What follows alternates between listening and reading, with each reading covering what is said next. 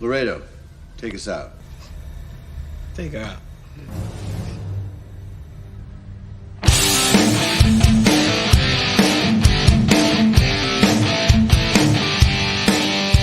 All right.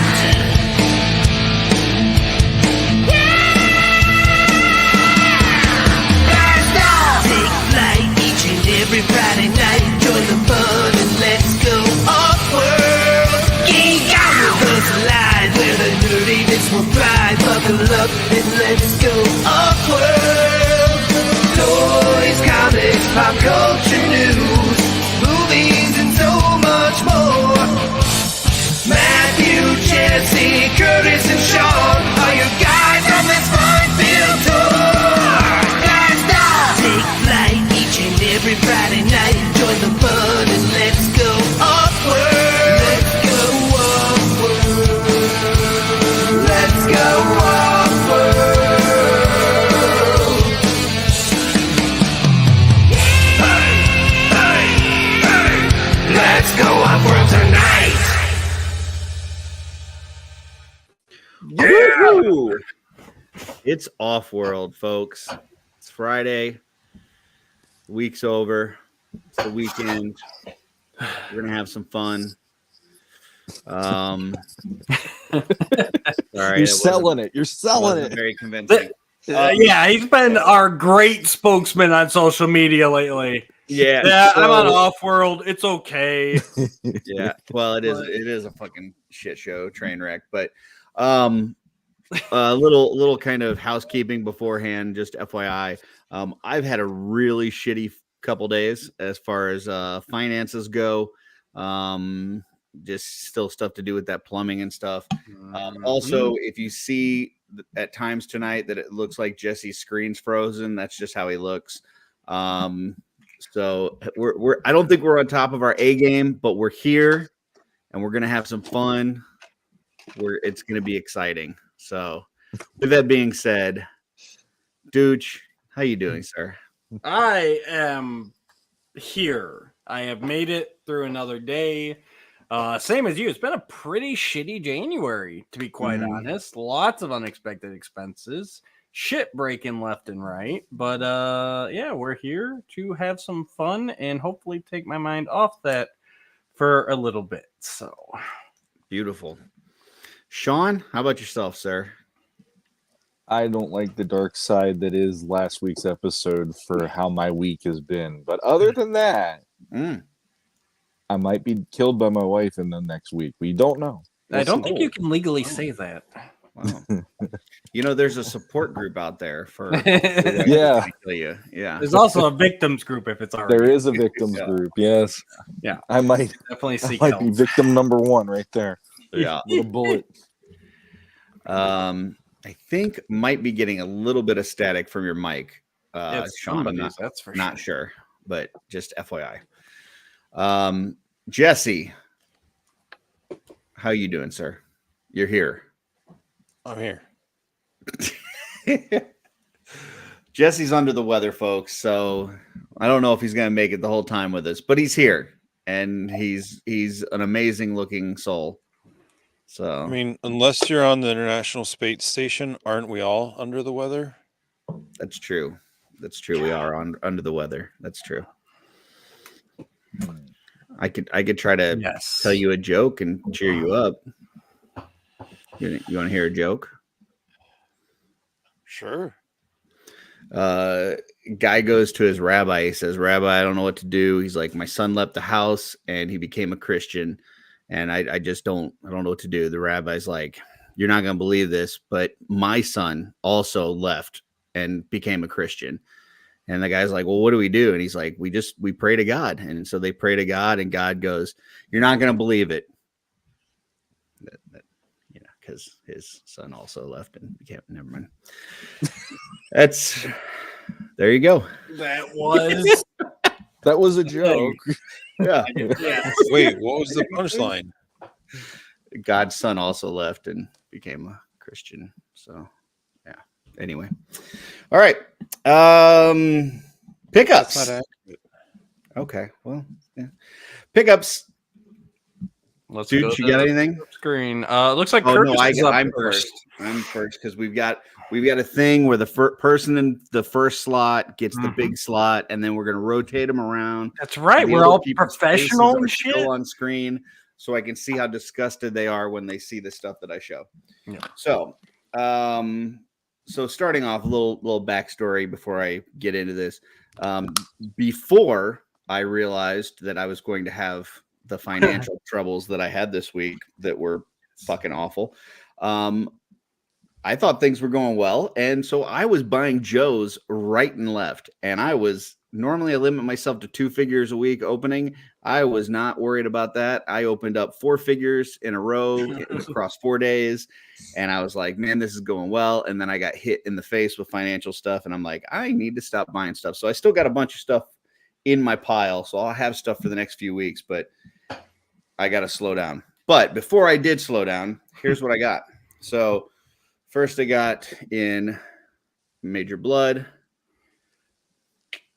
Looking awesome. Love that guy. Yep. Love that figure. I got the retro card Baroness without the Joe Gonzalez head, but Yeah. I'm gonna see if I can get one of those for it. Definitely looks better with Joe Gonzalez head.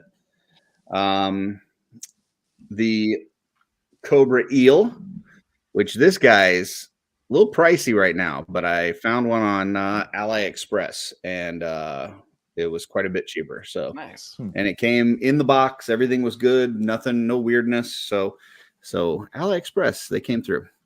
And then this guy, and I got to tell you, this is one of the coolest freaking figures I've ever had. And I never realized how much similarity I find between the Bat and Trapjaw, like just the overall black color, the attachments on the arm, that kind of thing. And it's just a really freaking cool figure. I love the feet on it, like the Android feet. They're like squared off, and I don't know, they're just really cool. So yeah, I love this figure. I've got another one of this one coming in, and then 2 of the red ones and a couple Arctic ones. And I found out that they sell the little chest cover here, because that pulls off and you can see the circuitry underneath. They sell clear ones for that, so that you can still have the chest cover on there, but it's clear and you can see the wiring and stuff underneath. So I've got a few of those coming in. So yep. So 4 classifieds, really happy with them. Major Blood just took a huge tumble. And that's what I got for the week. So Baroness took him out, by the way. She totally knocked Major Blood on his ass. Oh yeah. Joe's gonna take everybody out. Yeah. Thanks. Baroness. And Van said, Curtis, I told you if you need classified, holler at me. That's not what he said. What he said was get with Peter first, and if Peter can't take care of you, let me know. That's what he told me. And I did go to Peter first, and Peter traded me some stuff for some cosmics. Nice. But yeah. But I am definitely in the rabbit hole. I'm just now cranking that down so that I can pay the $19,000 estimate on my fucking house that I gotta fix. So yeah, hopefully insurance comes through for you. Yeah. Real quick, just shout out to the chat here. We got Wholesome Warlock, we got Joe Gonzalez, we got Christopher Kelly with us. We got the Purple Gangbang, we got Mark R, we've got Hank Shaw, J Mac. I think it's Purple Gang. Purple Gangbang, that's what I said. And Joe Gun Baroness. So Joe Gun Baroness. Thank you all for tuning in. Hit that, smash that like button. Jesse, you got anything to show off? I'm sick. Okay, so no pickups. I picked up the sick. fire. Okay, Shawnee, you got stuff, don't you? Oh, I got stuff. All right, Sean, get on over there. So, end of last week's episode, I said I ordered this guy. yeah. He came in. He came in like Sunday afternoon. Yeah, Love that him. was quick. Absolutely a fan. Amazon 2-day shipping and all that stuff. Love this guy. He was the one that I kept saying I really need him. Then all of a sudden I go, I also need, for instance, I need a General Hawk. Oh, of course you do. Oh, nice. Because he's freaking cool. I loved him as a kid. I was like, Duke, who's Duke? General Hawk. That works. Yeah. So I got a General Hawk. I've got, courtesy of Jesse, a stalker. Ooh, nice. Guess Which he's is your actually stalker? a really cool Sergeant figure. Stalker. Got I it. really like him. And then I He's on also Amazon got- right now for like $9.97 if anybody needs one. FYI. That is true. I will match your Major Blood with my Major Blood Nice. Ooh. because he is one of my absolute favorites in the line. I've had him every time I've tried to redo the line, Mhm. and every time I'm like, this is one of the best figures that they made in the for my money at least. And then So our I G.I. went- Joe episode did you pretty good last week. Or pretty bad. Commando Snake Eyes, which is actually badass. I love this version is of cool Snake looking. Eyes. Yeah. I've actually heard him be referred to as the caramel macchiato Snake Eyes, and I'm cool with that. That works. And the thing is, like, this is one of those figures that if you just painted him all black, he would still look badass. But for some reason, I just love him like that. Even though I don't know, it just works for me. And then there's been other ones. I won't go through the whole thing, but the one that got me more than anything was Jesse was like, "Hey, drop by. I have a few things I want to get rid of, but I'm gonna let you have first dibs." And the one that he surprised the hell out of me and it had me to the point where I was like, "Oh my god, it's Christmas!" Is he gave me Ooh. the special edition color changing Zartan, Nice. which is one that I absolutely would love to have. And thank you once again, Jesse, because this one made my week. Because he's a little pricier online, obviously. What Special was that edition. like an exclusive for something like a San Diego or something? San Diego, if Yeah. I remember right. It was Hasbro Pulse. Or Oh, Hasbro okay. Pulse.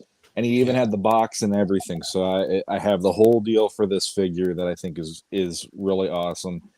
And this makes up for the fact like a heat or sun or Cold. water or what? Cold. you'd have to put him in the freezer for a little bit, and then just it would like change the old color. school one. Nice. So, but when I was a kid, I got Zartan, and within like a week or two, somebody stole him.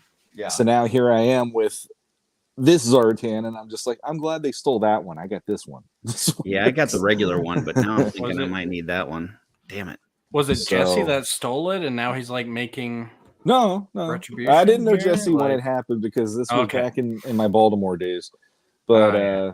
this Can't trust one, absolutely, this one made my whole week. So yeah, I'm right there with Curtis where I'm not trying to get everything, but there's a lot out right now that it's like, oh, this and that. And the thing is, for the line in itself, like I've always wanted to get into it. I've always been pulled towards it. And the amount of nostalgia in general that I forgot that this is unlocking is insane. Because I used to love G.I. Joe until probably when Transformers the movie hit. And then after that, it was Transformers like crazy. And G.I. Joe kind of was off to the side then for me. But yeah, I love this line. It's like Mythic Legions and then Classified. So I got at this I got point for me. I got a couple things for you, Sean, before we get off of Joe's. Number one, when are you, I, and Chris Kelly starting a Joe podcast? I would honestly, I know a little bit about it. You guys would work the floor with me, I think, with your knowledge though. Oh no, I I was could just never sit there really and into Joe's appreciate back in the day. I'll tell you, I liked the cartoon. I really didn't have too many figures back in the day. Mhm. But I've been watching the cartoon like crazy, man. I just rewatched the Serpentor, the Arise Serpentor. Yeah. Oh, so good. But the other thing I wanted to tell you before we got off of Joe's was, remember how I was like taking the hard stance where I was just gonna do the villains and I wasn't gonna do any. Yeah, that lasted like 3 days. Here's what happened. I like the one that I was like, man, if I was gonna get one, like the one that I would think I would have to get just because I like Serpentor so much is I'd have to get Slaughter. And I had him in my Amazon cart, but I was not gonna pull the trigger. I was not gonna buy it. And then my wife was gonna buy something. Yeah. And it was Courtesy in of the cart. Jesse again. Yeah. And I'm like, well, it's already in the cart. You may as well just buy it. You know? and then I'm at the store the other day and I had a credit from returning another figure and I saw Mutt and Junkyard Yeah. and they were 45, but I had a $22 credit, and so I'm telling my wife, I'm like, yeah, but it's really only like 23 because Right. I got this credit from so it's it. Toy math. She's like, you're using girl math on me. Like, you can't do that. Like, it's toy math. Yeah, it's still 45. You're just like No, I get it. I have store credit. That's so yeah. I've got some heroes coming in as well. So it's a sickness, but they're really cool. I'm very much enjoying it. I did see that it won the award 2 years in a row, the line of the year from the Nerdies. Wow. And I could see why. Like these things are just phenomenal. And so anytime that you and Chris want to get together and obviously Jesse and Dooch are welcome, but anytime that we want to talk Joes, I'm all for it because I'm fucking loving these things. So I mean, go ahead. I was just gonna say it's one of those funny things. Like I had a bunch of Joes and a bunch of vehicles, but I was never really like into them. Like I love the vehicles more than anything, but I didn't really know the characters. And then besides like maybe a couple episodes of the cartoon, really all I watched was G.I. Joe the movie. We had that recorded on VHS. So like that's like my frame for G.I. Joe is the movie, Cobra Law and all that. Like that's my basis. So like Major Blood, I have no idea who that is. I never even knew him until you guys showing off your classified figures. Mm-hmm. So. And listen, I'm not saying like anything like, sometimes I say crazy shit, I'm not sitting here going like, hey, I'm done with Legions or anything like that. But I will tell you, like, I'll log on to Facebook and I'll see like these posts about people like wondering about their, shipping notifications for boxes and stuff. And I'm like, whatever, dude, I'm just waiting on Joe's. Like, like I don't need the boxes right now. I don't need, whatever. It'll be here when it gets here. But when's that next Joe coming? Yeah. So they are just a lot of fun. So yeah, I'm really excited for it. And I both love and hate Chris for being on last week and showing us his collection. It was phenomenal. So yeah, and I mean, I appreciate it. Like I did do a shout out to him just because of the Storm Shadow. Mm-hmm. But yeah, this week with how much happened in that span of time, and there's still other ones that are on their way, which is really crazy. Mm-hmm. But yeah, like I said to myself once I opened up like Major Blood and now that I have Zartan back and all, I'm like, you're never getting rid of the ones you love in this series ever. Because I've bought these so many freaking times, and I'm like, I'm done. Cobra Commander staying, Zartan is definitely staying, Major Blood, Storm Shadow. It's like I got too many good ones that I really wanted now. That it's like, even if I have to get rid of some, I'm going to get rid of like Bats, or I'm going to get rid of like something along those lines versus getting rid of some of these other ones and like clearing house the way I did. Well, if you get rid of any Bats, I think Chris might need a couple. Well, he wants to get some round numbers, so yeah. He's only at 72, so I think he might be trying to get to 100. So oh my god, I couldn't believe those numbers were like mind blowing last week, Chris. I don't know what else to say than just you've got an impressive collection when it trumps Greg's. Like you look at Greg's, you're like, oh wow, that's awesome, and then you go to Chris, you're like, Greg who? Like what the like Greg has the most impressive collection of every toy line, and then it's like I was like, okay, well now we're moving on to the big time. It's that boyfriend with the whole, he's walking with the girl and the girl's Greg, and then he turns around, there's that other girl and that's Chris walking by both. He turns all around, three of us just going Bats. like, what just happened? Yeah, exactly. So all right. Good. But G.I. the woman Joes. is Baroness with Joe's head on it. That's the best part. That's the best Baroness is with Joe Gonzalez's head. Anytime you can get head from Joe, that's good. Oh, here we go. All right. Jesse's sick when he doesn't even say anything. He doesn't even make a face at it being disgusted at Dooch. So what happened? All right. I think we're on you, Dooch. We're on me. So I've actually got. There we go. I had. This is actually my wife's. I got it for her birthday. and it definitely goes with the discussion we were recently having, and that was the Super 7 Ultimates Stitch from their Disney line.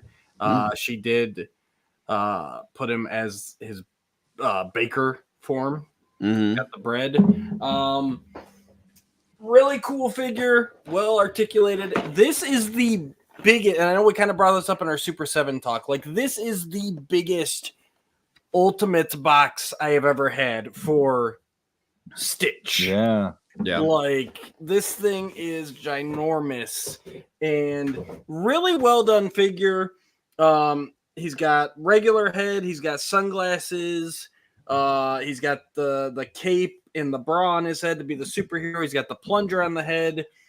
But it's interesting because I really didn't look at it. So my wife has a huge Stitch collection. Loves the character, has all sorts of stuff. So like when order, I would just like click pre-order, and I didn't even really look at it, to be honest with you. It was just like, okay, like she has to have that. But it's just interesting because like he's got all these little things like the baker's hat and the plunger and stuff that seems like they could easily just be accessories, but he actually comes with 1, 2, 3, 4, 5 different heads to be each one of those. And it just like, why? And then the one interesting jack up the price. Yeah, but at the same time, it's like you could just, I mean, you're not gonna reuse this tooling for anything. You would think not. And then at the same time, what was interesting to me is, I don't know, I'm sure you guys have all seen the movie or how well you remember it, but like, I've never seen the movie. Really? That's interesting. But so he's got like his dog type form, but then his true alien form that he disguises, he's actually got like additional arms that come out and like the like antenna and stuff off his back. And it doesn't come with that, which is interesting. It's like if you're gonna do parts, you'd think you'd have the parts to make him the alien and the dog version. So interesting.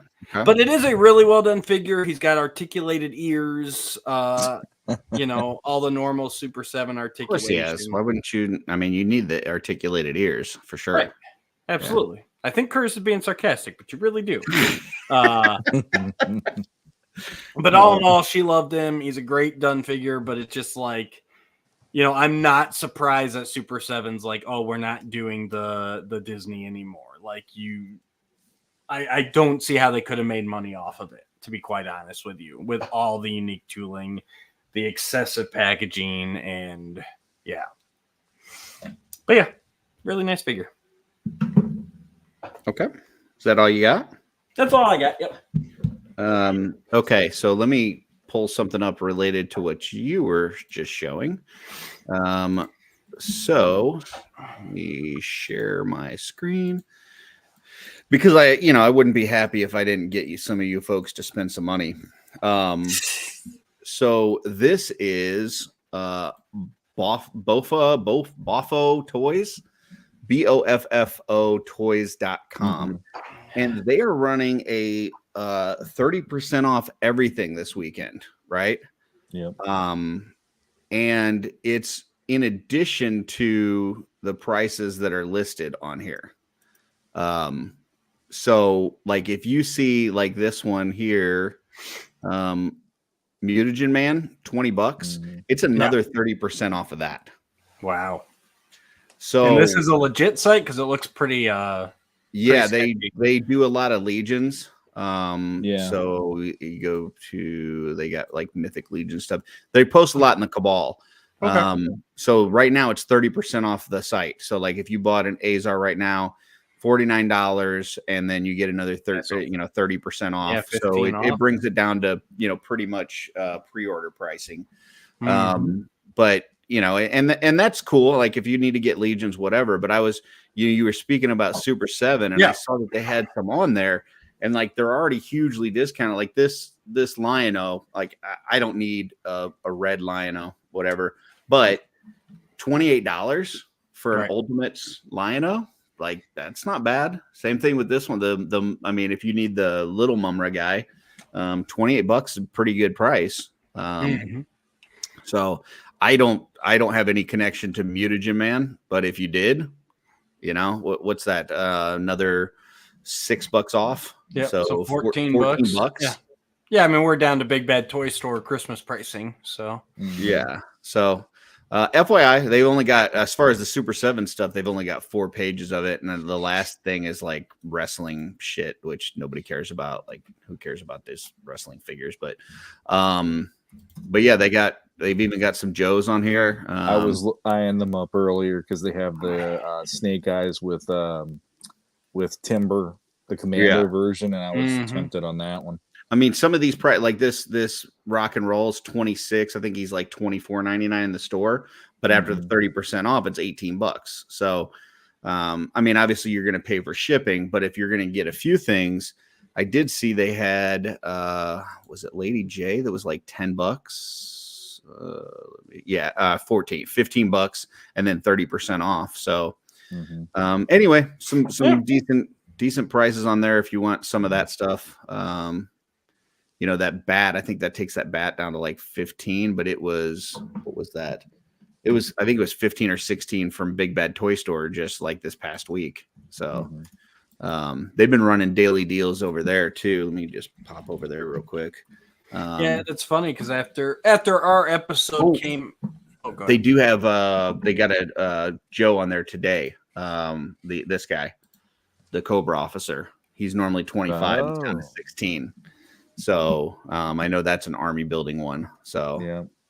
So just FYI, they're back on their whole, you know, daily deals kind of thing. So they got stuff going on every single day. So sorry, you were saying, Dooch? Oh, I was just gonna say I've got to keep an eye out because I know that's the one thing my wife was disappointed with these cool heads, and I've only got one body. So definitely once, you know, he goes on clearance like all these Super 7 do, I'll definitely be snagging up some more to get the different looks.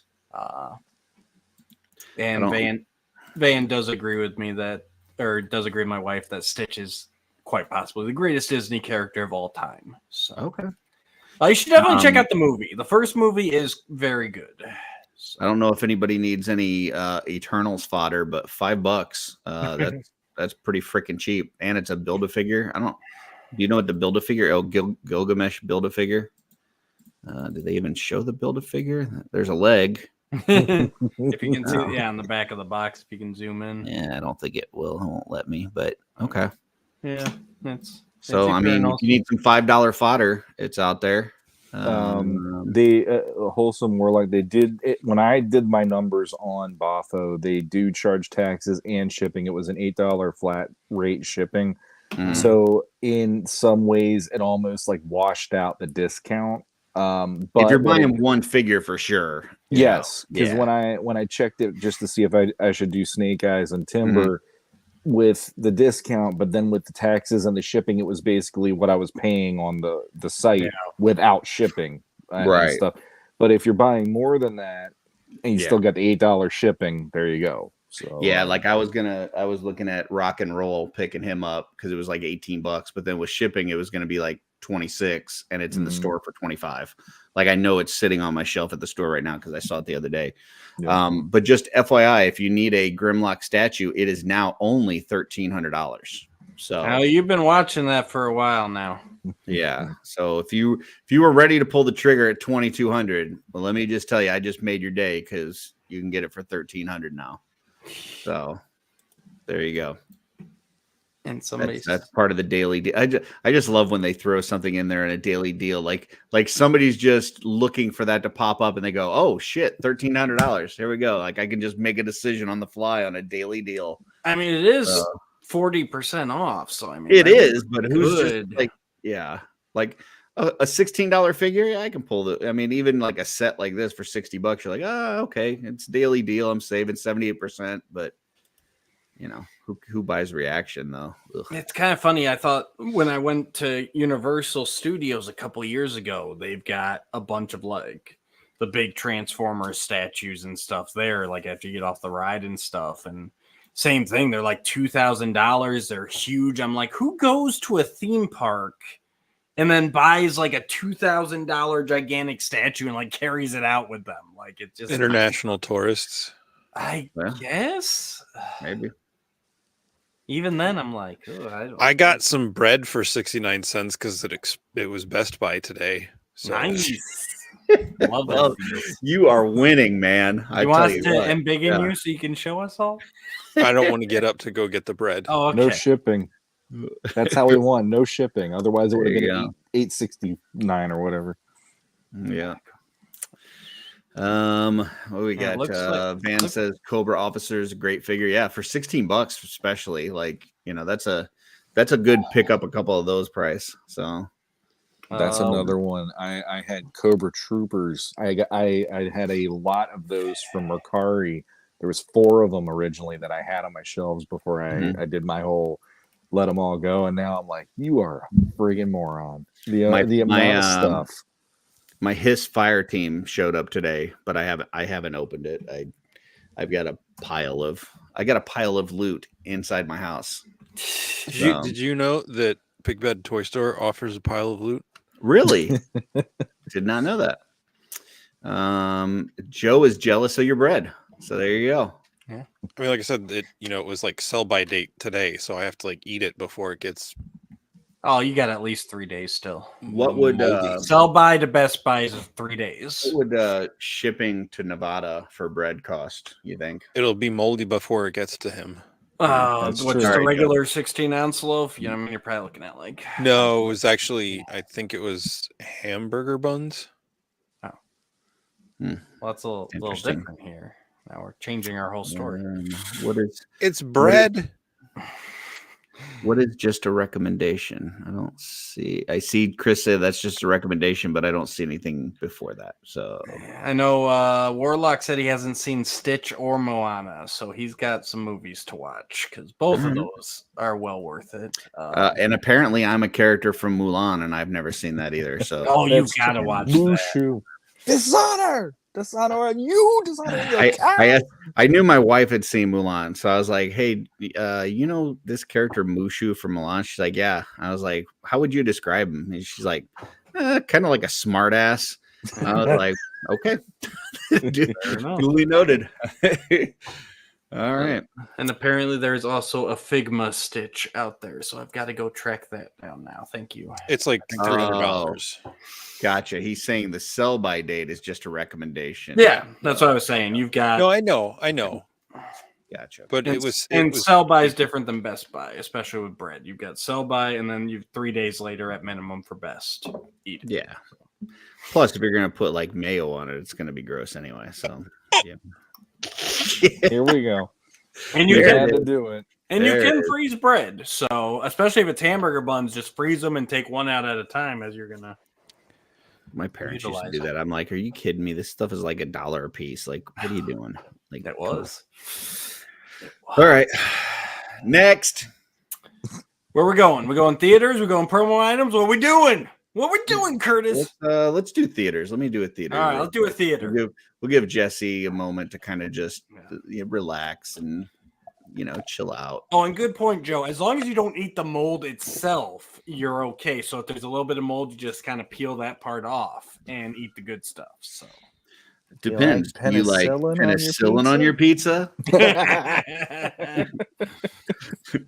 Oh, and Gangbang wants to know where your flannel is, Jesse. I don't have a flannel sweatshirt, and I'm trying to be cozy. Gotcha. Right. Random number generator. Here we go. Flannel is the formal wear. 1980 to 2010, and we have 1981. 81. I was -4. Yeah, I was gonna say I know Dooch is in the negative column. This should be fun. Now watch, this is gonna be the week I've seen the most movies of. 1981, and we are going way down here to January. No. Oh wait. No, way up. Wait. What? You're missing a week somehow. We started in 81 because remember 80 didn't have stuff, and it looks like it still doesn't have stuff here. So we're going January 30th. I think we're gonna have to go to 82. Or just do that January 30th week. What's the chances we get I don't 81? know it's gonna have 10 movies on there though. I don't want to take a chance. We're just gonna go to 82. We're gonna go to 82, and we're gonna go to January 26th. Yep. All right. Curtis, remind me to tell you a story after we get done here. Okay. First movie, number 1. Whose life is it anyway? I already saw one that's halfway down the list, and I don't think we need to talk about any of the other ones. Wow. Okay. Ken Harrison is an artist who makes sculptures. One day, he is involved in a car accident and is paralyzed from the neck down. That's going to impact your sculpting. All he can do is talk, and he wants to die. In a hospital, he makes friends with some staff, and they support him. And when he goes to trial to be allowed to die. Okay, so he wants to kill himself. Who's in that? Does it show actors? Sorry, it looks like it's it doesn't on thing here. You guys, we always have to look it up, but I'll look it up right quick. I'm just curious because that's interesting. That's like a doctor. If only they had digital sculpting back then. I've never heard where he could just talk prompts into a computer. Yeah, like AI sculpting. Next, we've got On Golden Pond. Norman is a curmudgeon with an estranged relationship with his daughter Chelsea. At Golden Pond, he and his wife nevertheless agree to care for Billy, the son of Chelsea's new boyfriend, and the most unexpected relationship blooms. Oh my God, this is horrible. Real quick, whose life is it anyways? That is Richard Dreyfuss as the title character. So gotcha. Next, we've got Absence of Malice. When a prosecutor leaks to a Miami reporter that a liquor wholesaler is suspected of murder of the union head, the man's life begins to unravel. All right. And that's a Paul Newman, Sally Field movie there. Okay. Next, we've got TAPS. Military cadets take extreme measures to ensure the future of their academy when its existence is threatened by a local condo developer. I hope to God that they do a dance off. I was going to say that's the somebody's got to do a flip. Next, we have early Tom Cruise, Sean Penn, Timothy Hutton. Next, we have a Raiders of the Lost Ark. 1936 archaeologist and adventurer, Indiana. I guess that's the name. Not the state. Why do you do this? Jones is hired by the U.S. government to find the Ark of the Covenant before Nazis, well, Jesse's going to like this, can obtain its awesome powers. And that's young Han Solo.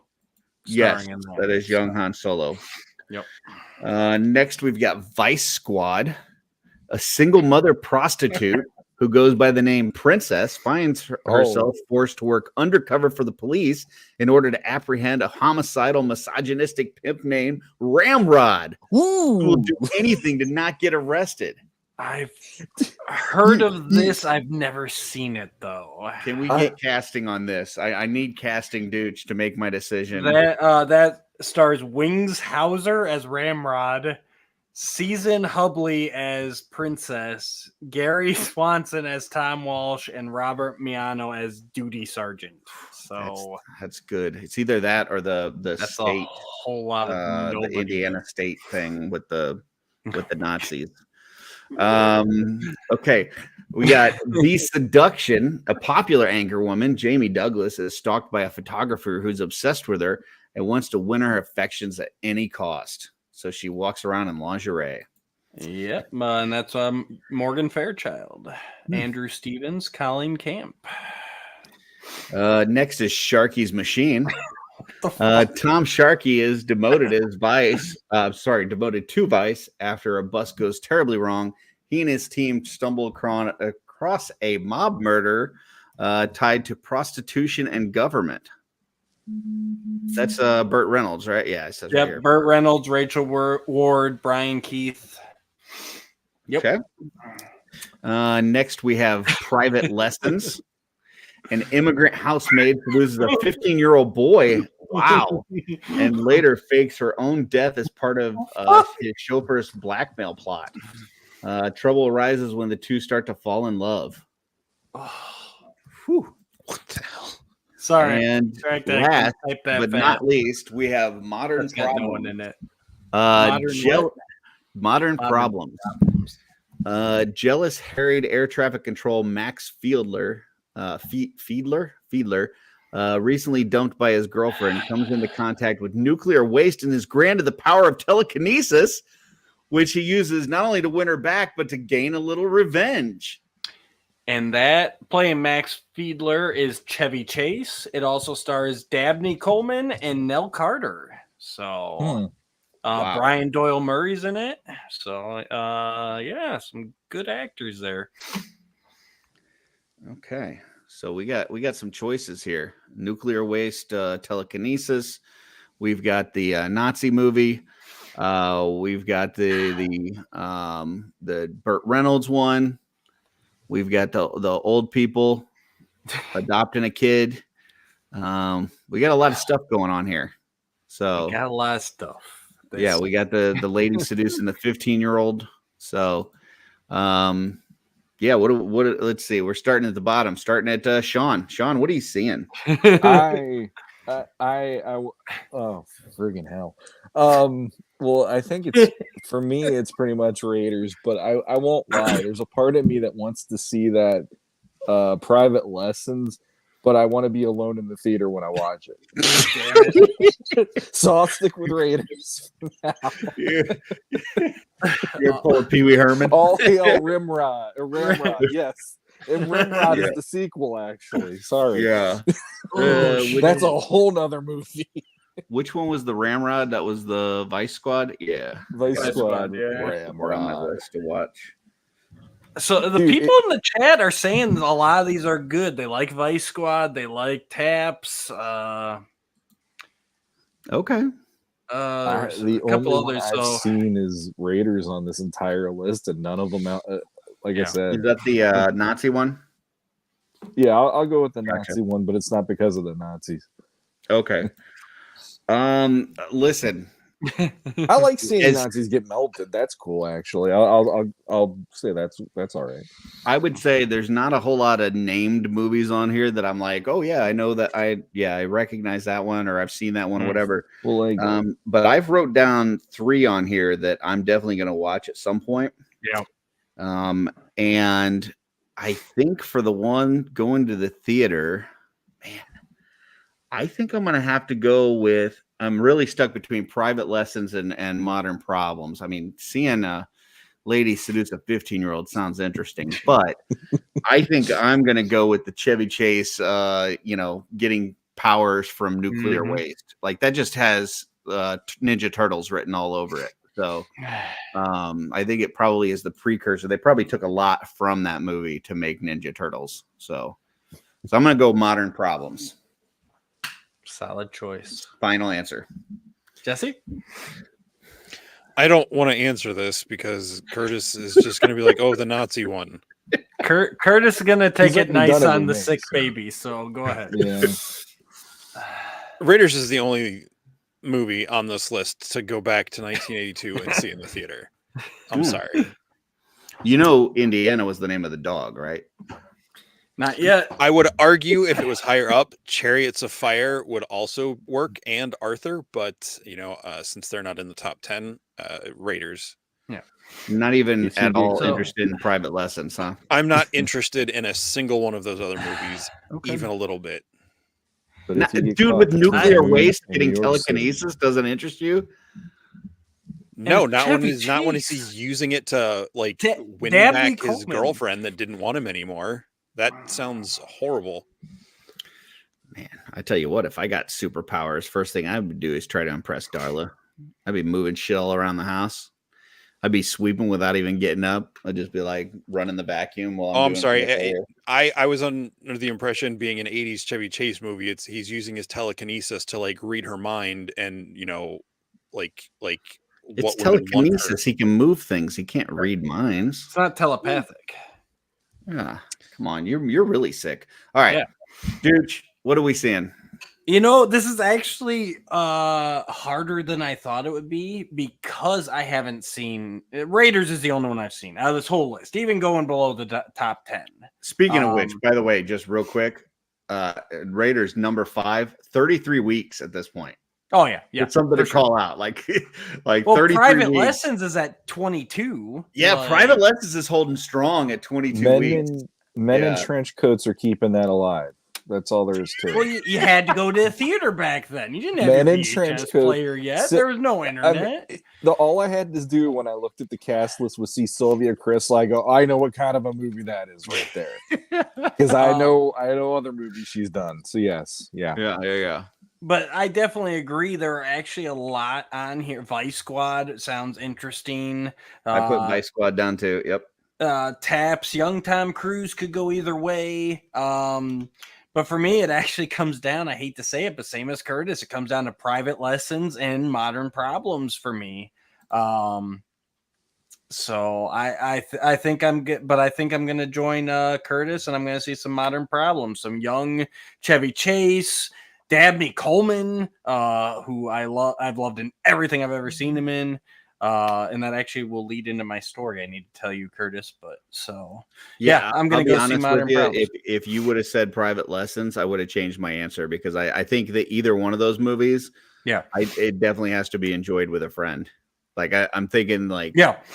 We're gonna go. We're gonna share the popcorn. Yeah, either one of those, I'm cool watching, but I'm sure it's gonna be fucking terrible, and I just want to be able to laugh about it afterwards with somebody. Exactly. That's you know, it's not a great week for theaters, but we're gonna go see something fun. Well, you know, just it's not a have you ever, but just on a side note, we should both watch Modern Problems at some point over the next couple weeks, and just kind of, whether even if it's in message, even if it's not on the show, just like letting each other know what you thought about it. So, all right, and then those guys can go see their Nazi movie. All right. Yep. So it's funny.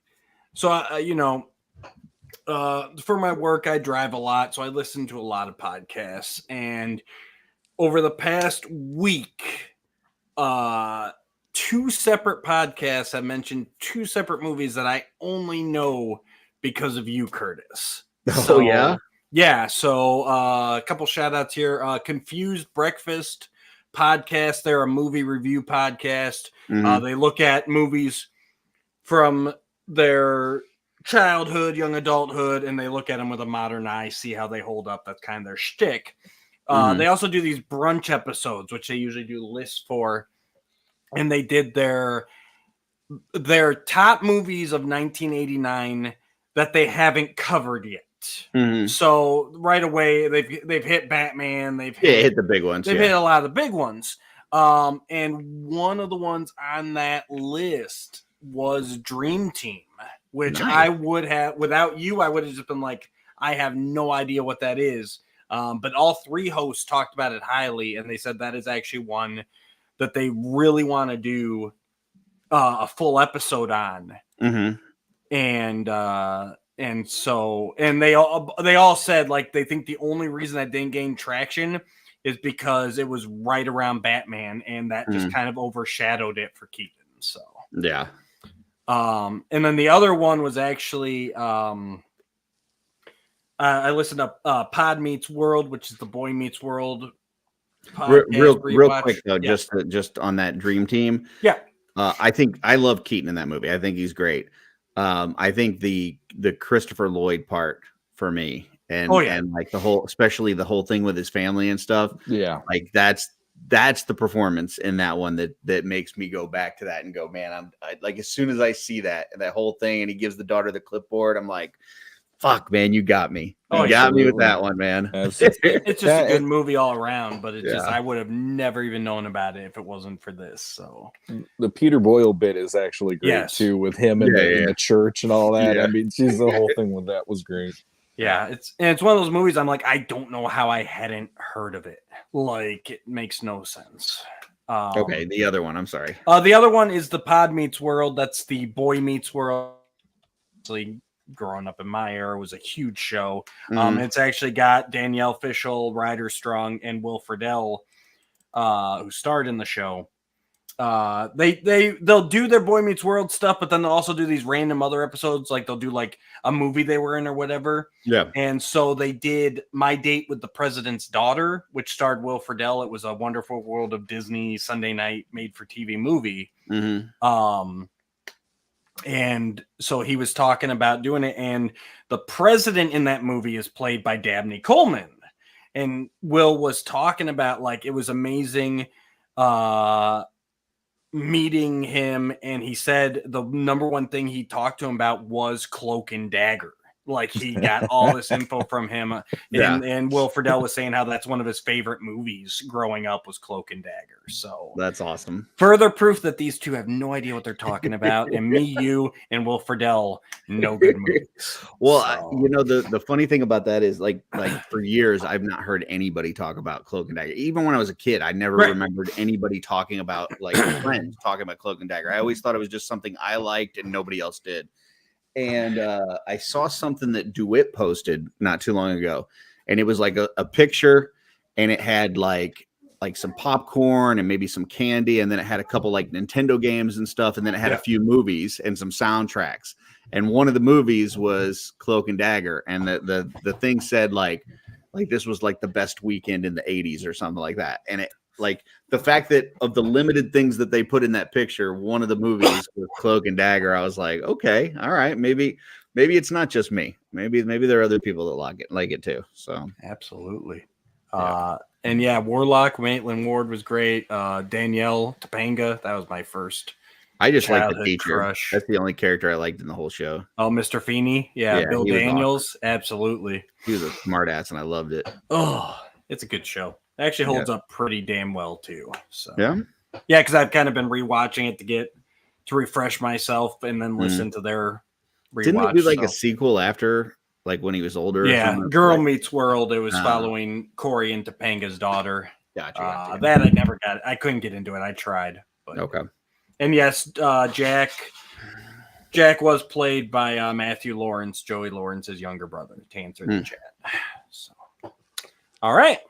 So now for our main topic. So we dug deep into our memory banks. We all remember growing up, you get these different promotional items, whether it be cereal, toys, Happy Meal promos, whatever. The boys and I sat down. We each picked our top 3.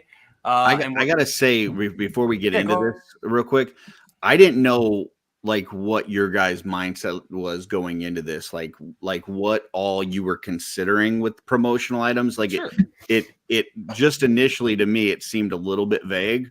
So I did what I thought we were talking about, but I wouldn't be surprised if some of us went in different directions. I actually think we all got on the same page. Okay. Pretty much. So basically I was looking at anything that like you get for free with purchase of this, or maybe you'd have the opportunity to buy with the purchase of this. And for me, it was not, and I know Sean and I kind of had this discussion. Yep. For me, it wasn't like action figure related or something like that. To me, it was more like merchandise, or like if it's a toy, like a Happy Meal toy. That's kind of my mindset. And I know Sean and I kind of talked a little bit behind the scenes about it. And because I think, one thing that was brought up that you're not going to see on this list because of what we talked about is like the mail away action figure. Because I kind of think like that's kind of its own category. So let me just throw an example, because I was there were some things that I was considering that I didn't include because I didn't know if they would fit the topic. So like I remember like when I was a kid, they would have like the little like carnivals that would come through town and stuff, right? And they would have like the little games, and you would play it, and then you would win like the little stained glass that had like Leonardo on it or something like that. Like with that, would you guys have counted that, or that's something different? Or like lunch boxes and stuff, like we're not talking about. Right, that would just be merchandise. Okay, that's more gotcha. Right. Whereas so this is like giveaway type. Right, like McDonald's is teaming up with Space Jam to do this. Yeah. Like that's kind of where I ended up landing. So but I didn't know if that's where we were all going. So that's cool. So we'll jump right in. We got a slideshow. I believe it goes. I know I go first, so it goes me, Jesse, Sean, Curtis. I believe. Okay, so let's pull up the slideshow and Let's then go ahead. organize Slide ourselves number on the one's going to be side. my first pick here. Because you, Jesse, who? Sean, and then you, I believe.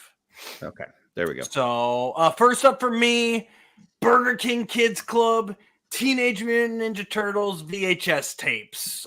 They each had one episode on them, like it shows there.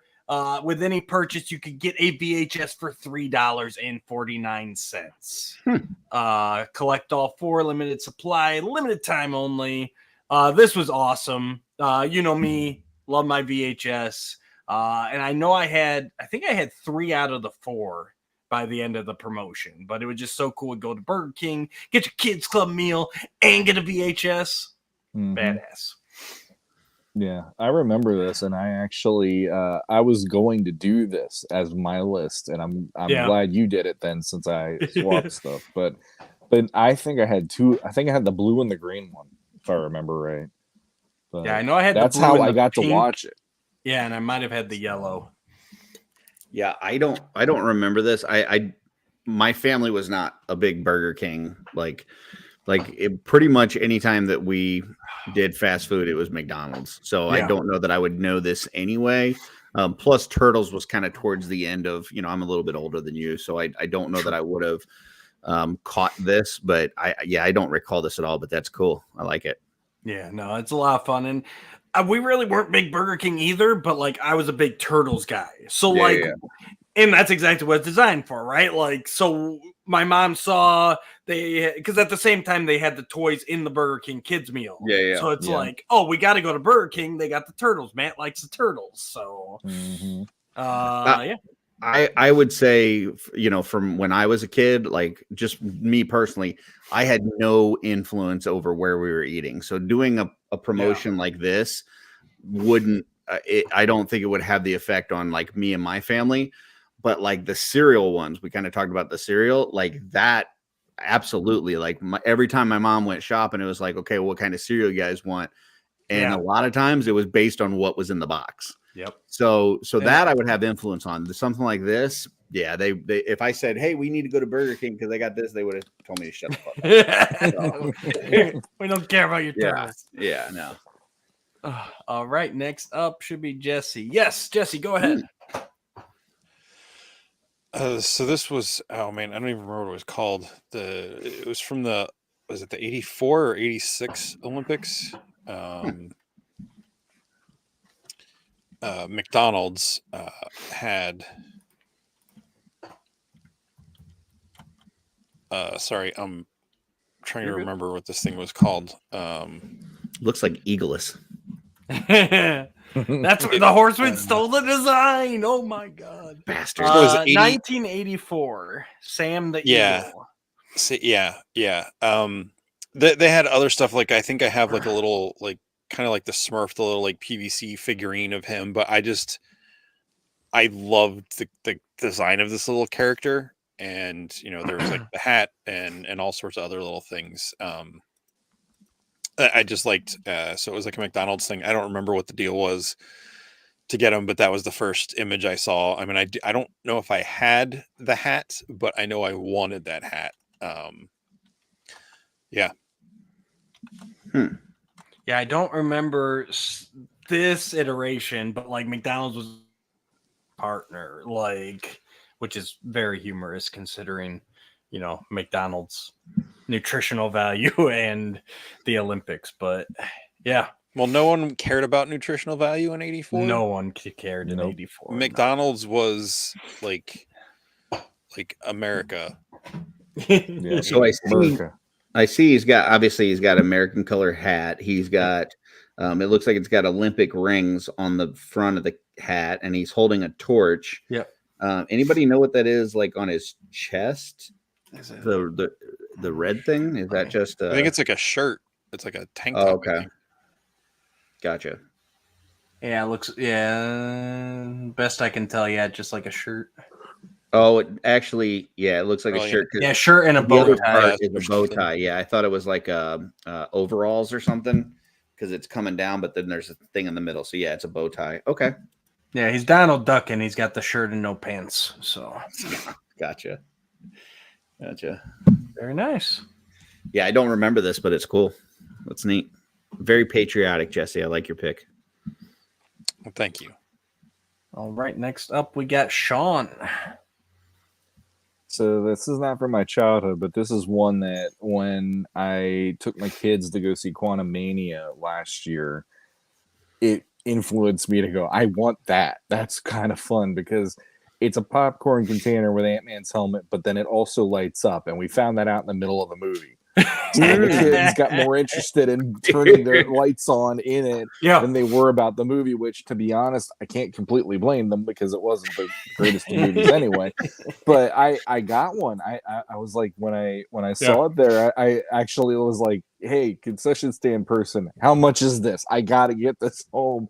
And then ever since then, like my wife, every time I take the kids to a movie, if I bring back something like this, she was like, do we need that? I'm like, it's a Super Mario question block. Of course we need this. No, we don't.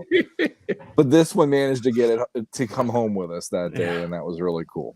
So. No, I love these little things. They've done some amazing ones. I never see them in my theaters. I don't know if they just sell out or my local theater doesn't stock them, but I definitely I've seen the Optimus Prime one where like he opens up and you put the popcorn in. And, lots of really unique ones there. And same thing. If I did see some of these in the theater, I probably would have to bring them home because they're really neat. Yeah, I never go to AMC because the local theater near us is a different company, and so I don't really see these promos. So this is the first time I've ever seen this. It's kind of cool. I'd be pissed off though if I was in the movie theater and that shit's lighting up everywhere. That would be annoying as fuck. But like you said, it's a terrible movie anyway, so it doesn't really matter. I forgot to see the one last year. Did you see the new bucket that they announced for Dune 2? Yeah, I saw that tonight. Oh, that was a joke, I hope. But no, that's a real thing. What is it? Look it up. Okay. I can't describe it. I haven't seen Dune. Because it's inappropriate or you just don't know how? Yeah, some of that too. Yes. There we go. I got it. Hang on.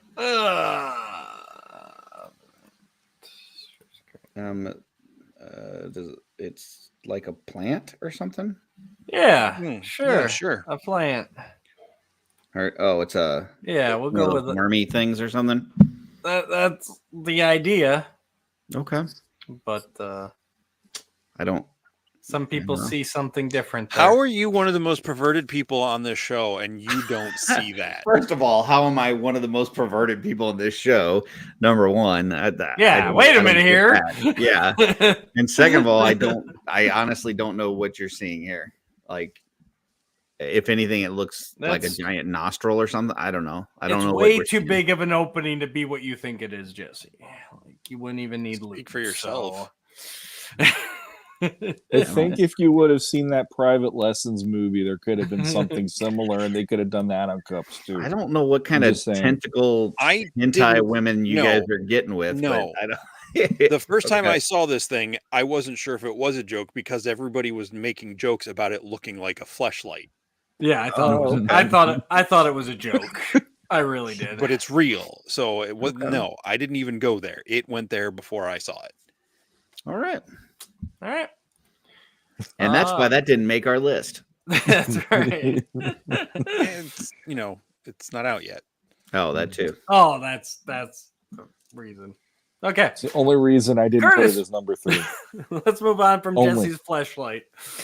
Yeah, these were cereal box. I believe it was Frosted Flakes that had these, which it was always easy to get my mom to buy Frosted Flakes because it was my dad's favorite cereal. So if it was like, Frosted Flakes and it had a cool toy, it was like a shoo-in. I know I could get her to get it.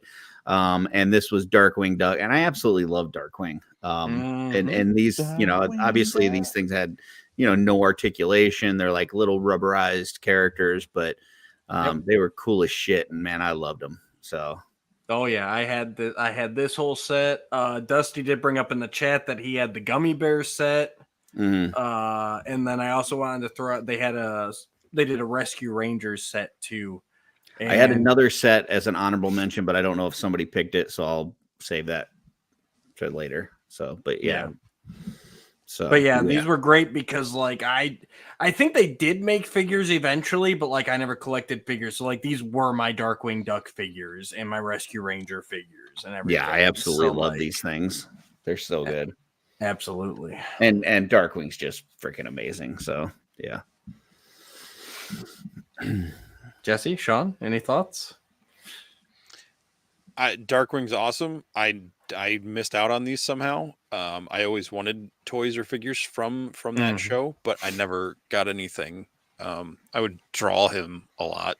Yeah. I love this show. Yeah, I would have wanted these, but at the time, like my mom was really. I could get Ninja Turtle cereal or Nintendo cereal, but if I asked for other kinds of cereal, somehow she'd be like, "No, that's too much sugar." I'm like, "You saw me going hypersonic after turtle cereal, right? Like, I don't get why that is a problem." But yeah, my mom was very much like she wouldn't buy me certain cereals just because of the prize in it, and it was confusing. So yeah. I had to get Lucky Charms. Like Lucky Charms was one that I had to go to Jesse's to eat that for the first time. So, and then once I had that at Jesse's, and I'm like, I want to go spend the night at Jesse's next weekend because he's got Lucky Charms. This is great, you know. But yeah, I love it. Yeah, my mom would never buy fruit snacks, so I would have to go to my friends to get Gushers because there you go. God, Gushers were so good. Yeah. All right, moving on. So next up for me is the McDonald's Batman Forever glasses. These things were amazing. Buy them with the value meal. We had all four. Just Curtis's great. lips are tingling looking at these. I bet.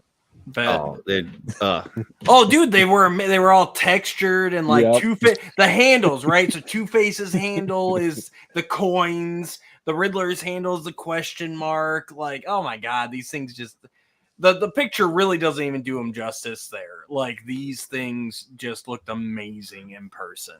And what's better than getting a cup with a nice glass with your value meal? Yeah, these were on my list, but I got substituted out for something else because somebody else had them. But actually, I've got one of these up in the cabinet right now. I've got the Robin one. I'm jealous. All of ours have been lost to time. And yeah, these things were amazing. I mean, not only just a cool tie-in to the movie, but like you said, it's got that, you know, kind of embossed, you know, thing on it. So yeah, man, my lips were all over these things. And yeah, just they're super cool. I loved them. I didn't even know these were out. I didn't know they were a thing. Really? I remember them, but I hated the movie so much I didn't care about these cups at all. I think you had to buy them separately. I don't think they came with a meal. That's what I'm saying. You buy the value meal and then you get to buy one of these. Yeah, you had to like spend like an extra $2 or something for it or something. I couldn't find the price on these, but yeah, like $2-3. Yeah. Mm-hmm. They're beautiful though. Yeah, and I think they even did like the release like one a week, like so you had to keep coming back, like Batman, then Robin, then whatever. So yeah, little trick on that though. If you came like the last week, they would typically have some that they saved back for the previous weeks, and you could get whichever one you were missing. Oh yeah. So you just don't want to go the first week and try to get them all because you're only going to get the one. Absolutely. All right, next up we got Jesse. So right back to Burger King with the Lord of the Rings glass cups. They were bigger, like chalice style cups, and they came with like for some reason all red, like little LED light, like thing that went on the bottom of those. And I still have all four of those. I rebought them, because I lost them in a move or something, but I still have all those.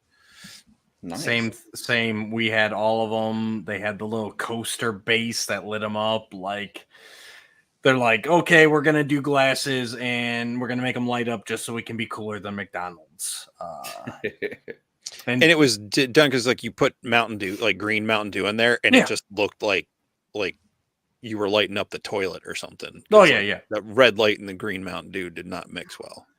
Yeah, and same thing. Like I have no idea what happened to these. We have none of them. Dusty does say he still has one of his, and he thinks they were the best. So, and Curtis, you can't put your lips on mine if you ever come. Yeah, over. I've never seen these. I honestly have to get a better look. I'll have to take a look at it later because I can't really tell what's going on from the picture. But like, are the lights? Are they on the out? Like wrapped around the outside or something? No, it's a little like base that you set the glass on, almost like a coaster, but like it's like a suction. It's not a suction, but it clips onto the bottom, and then that's turn where the light on. shines up through the bottom. Oh, okay. The way it kind of looked like it was curly cueing or something. So if I recall correctly, like once you pick up it doesn't stay on. So once you pick up the glass, like the coaster just sits there, and then it's just no. Mine were all like they stay on? Yeah, they weren't difficult to take off, but they weren't like they didn't flop off. And the base, like the hand, like like where you grip it is like it's like the ring. It's almost like kind of like it's falling. So that's what those little loops you're seeing are. That's cool. I didn't even know about these again. Good Lord, Sean. I went through. Here's the thing. I went through a big phase from like my mid-teens until probably my middle to late 20s, where I tried not to go to fast food for quite a while. And so like McDonald's, Burger King, all that. I just was like I avoided it, and I was trying to do other stuff. And now that I'm older, it's like sometimes that's what we have to do because you know, we got to get the kids fed and we got to go to bed soon and all that stuff. But see, I thought where the light stops, I thought that was the top of the cup, but the glass, but it keeps going taller. Now I see it now. Yeah, they're like and they've got like the images of the characters and stuff on it. That's really cool. Yeah, they're all engraved like the Batman ones. Yeah, but they got something to hold on to and stuff. Yeah, that's neat. I like that. No, yeah, they're really cool in person. Again, the picture doesn't do because of how they are with the clear and the light. It doesn't do justice there. And the back side of it says the Lord of the Ring, the Fellowship of the Ring, on like the opposite side of the face, and it's all textured and engraved. I actually think it looks better not lit up. It does. Yeah. Yeah, that's awesome. It looks like ice. Yeah. No, they're really nice. And Dusty says that they had toys at the same time that mounted into a circle with the one ring in the center, and he had the store display for years. I'd forgotten about that until he mentioned those toys too. So, I had the ring. It was like the centerpiece of my Lord of the Rings figure display at one point because it looks like flames are coming up. Joe says when he was growing up in the 30s, his town did not even have McDonald's until he was in his late teens. And then they only served hamburgers, no cheese even. Right. So, yeah. Cheese wasn't invented yet. I think that's what his next line was going to be. I just took it from. We love you, Joe. You know you do. You're the cutest fairness around. All right. Moving on to Sean. Fuck yeah. I forgot about these. These were like I couldn't wait. This was still when I was a kid, so I was my mom would take me to McDonald's and stuff. And when they put these out, I had to get all of them. I was so excited that because previously on other episodes I've shown, you know, when I was a kid I had the stage, even though it was like Shrinky Dinks and all that stuff. So it was like when I was a kid, anything I could get my hands on that had anything to do with the Muppets usually made me very happy. And I love these. I literally like there aren't many Happy Meal toys where I would sit there and play with them. Like I'd usually like play with them at McDonald's, and then you know they'd just be put in a box when I got home. These I had out, and I was playing with them for literally at least the rest of the year. Because it was just so much fun to have like Kermit on a skateboard and Gonzo on the tricycle and all that. So Sean, you son of a bitch, man. You You just unlocked memories, man, because I had forgotten all about these things. And man, I played with that Kermit on the skateboard for so long. Oh man. And I absolutely loved that show, that cartoon. Like it was the one cartoon that was like telling kids, you can unlock anything with your imagination. Like you have the power to do anything in your imagination. And I just thought that was so cool. I absolutely love that cartoon. And just for some reason, that skateboard with the moving wheels and stuff, like the other ones were cool, but man, that skateboard, so cool. Yeah. Good pick, Sean. I had totally forgotten all about this. Yeah, same here. And it goes back to that thing too. Whenever they did toys of something where you couldn't get a figure line from, it's like awesome. Same with the cereal toys. And here's my representation of that property. Yeah. Exactly. Like that always made it cooler. These and I'll throw an honorable mention out with the Super Mario Brothers toys when McDonald's did those. Like those were my Marios that I played with. These were my Muppets that I played with.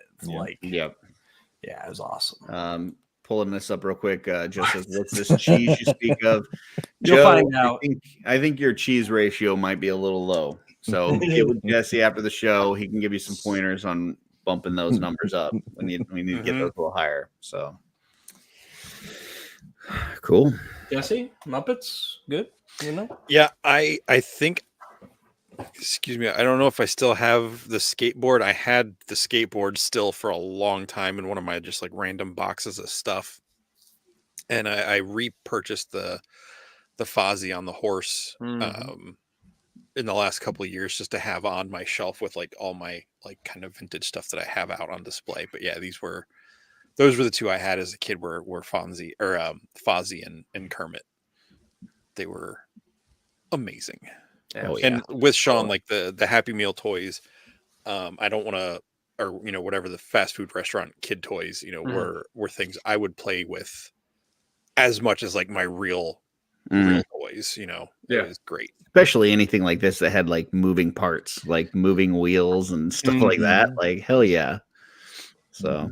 Well, I was gonna say definitely like this kind of figures or vehicles, something like that. I used to hate when they would do like the toys, the Happy Meal toys, where it's like, and this is a marker, or this is like, I know Turtles did the one where it was like a belt clip or something, and it's like, that's fucking lame.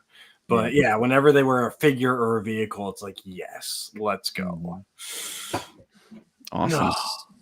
Well, we've had glasses and we've had Muppets. What's next?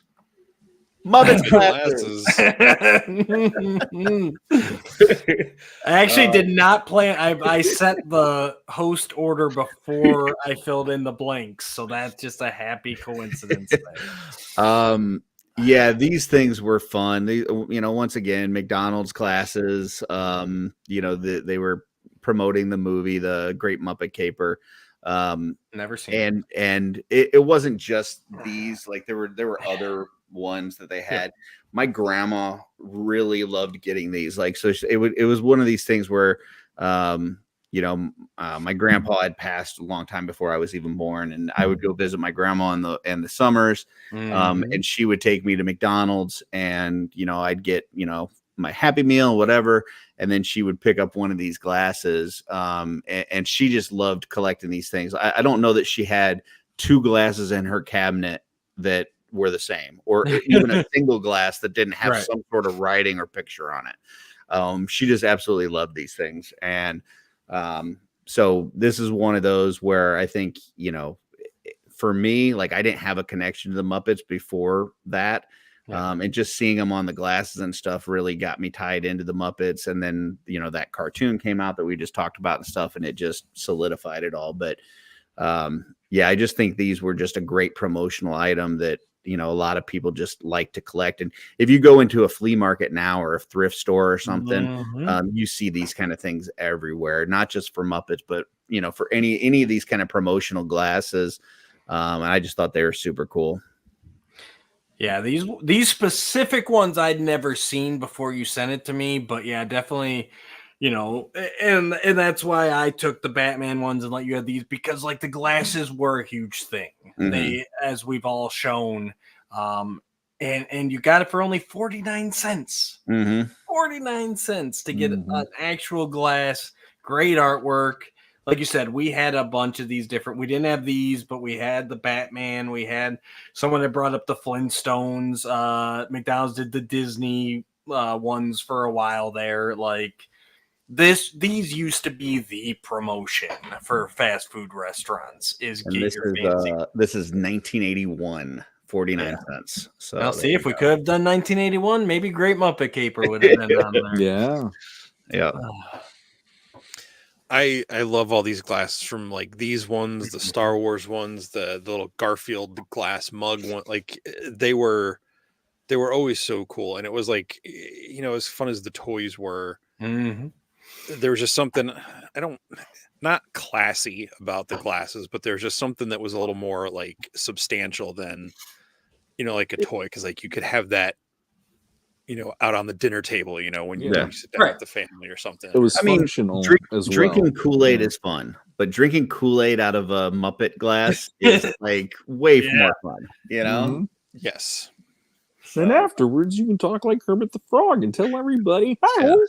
hi. I would even drink water out of glass. one of these. Whatever. Put whatever you want in it. Oh, absolutely. Good stuff. All right. Final round here. Back to me. I got to go the Pizza I Hut forgot about these. puppets, specifically the Land Before Time. We had the whole set. They started off with Ducky, Littlefoot, Sarah, and Spike. Ooh, I almost lost it. You say puppets? These are puppets. They're hand puppets. 99 cents a piece with your pizza. And then later, after that first wave of 4 came out, they introduced the Petrie, and then they had the Sharp Tooth for $1.49, and he was twice the height of the other guys. And again, like Land Before Time, great movie. I loved it. And these were my Land Before Time toys. So very awesome. Got the Pizza Hut pizza and a puppet. Back when Pizza Hut pizza was good. Oh, it was fucking amazing. Yeah.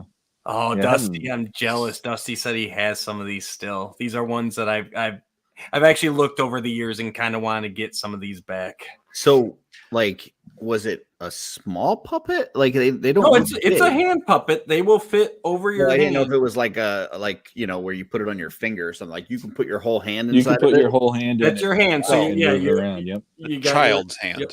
Well, a child's hand, true. Yes. I mean, for 99 cents, that's a pretty dang good deal. Yeah, they're a good size. I don't know if I remember they did Eureka's Palace or Eureka's Castle. What was it called? That Nickelodeon show. They did some of those. And then they did Casper when the live action Casper movie came out. They did puppets there too. Wow. For Pizza Hut. So. I actually have Spike up on my Stegosaurus shelf of stuff I got it during like nice. quarantine. Like, are you able to reach him to show Curtis the size or no? Not without climbing up on my bed. No. Okay. We'll get you on your bed later. No.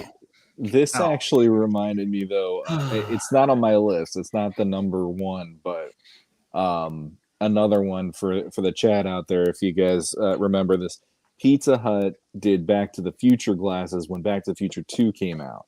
So you could have some of those crazy glasses like in the movie, and I was like so excited to get the one because they were so it was so 80s. It was like so 80s.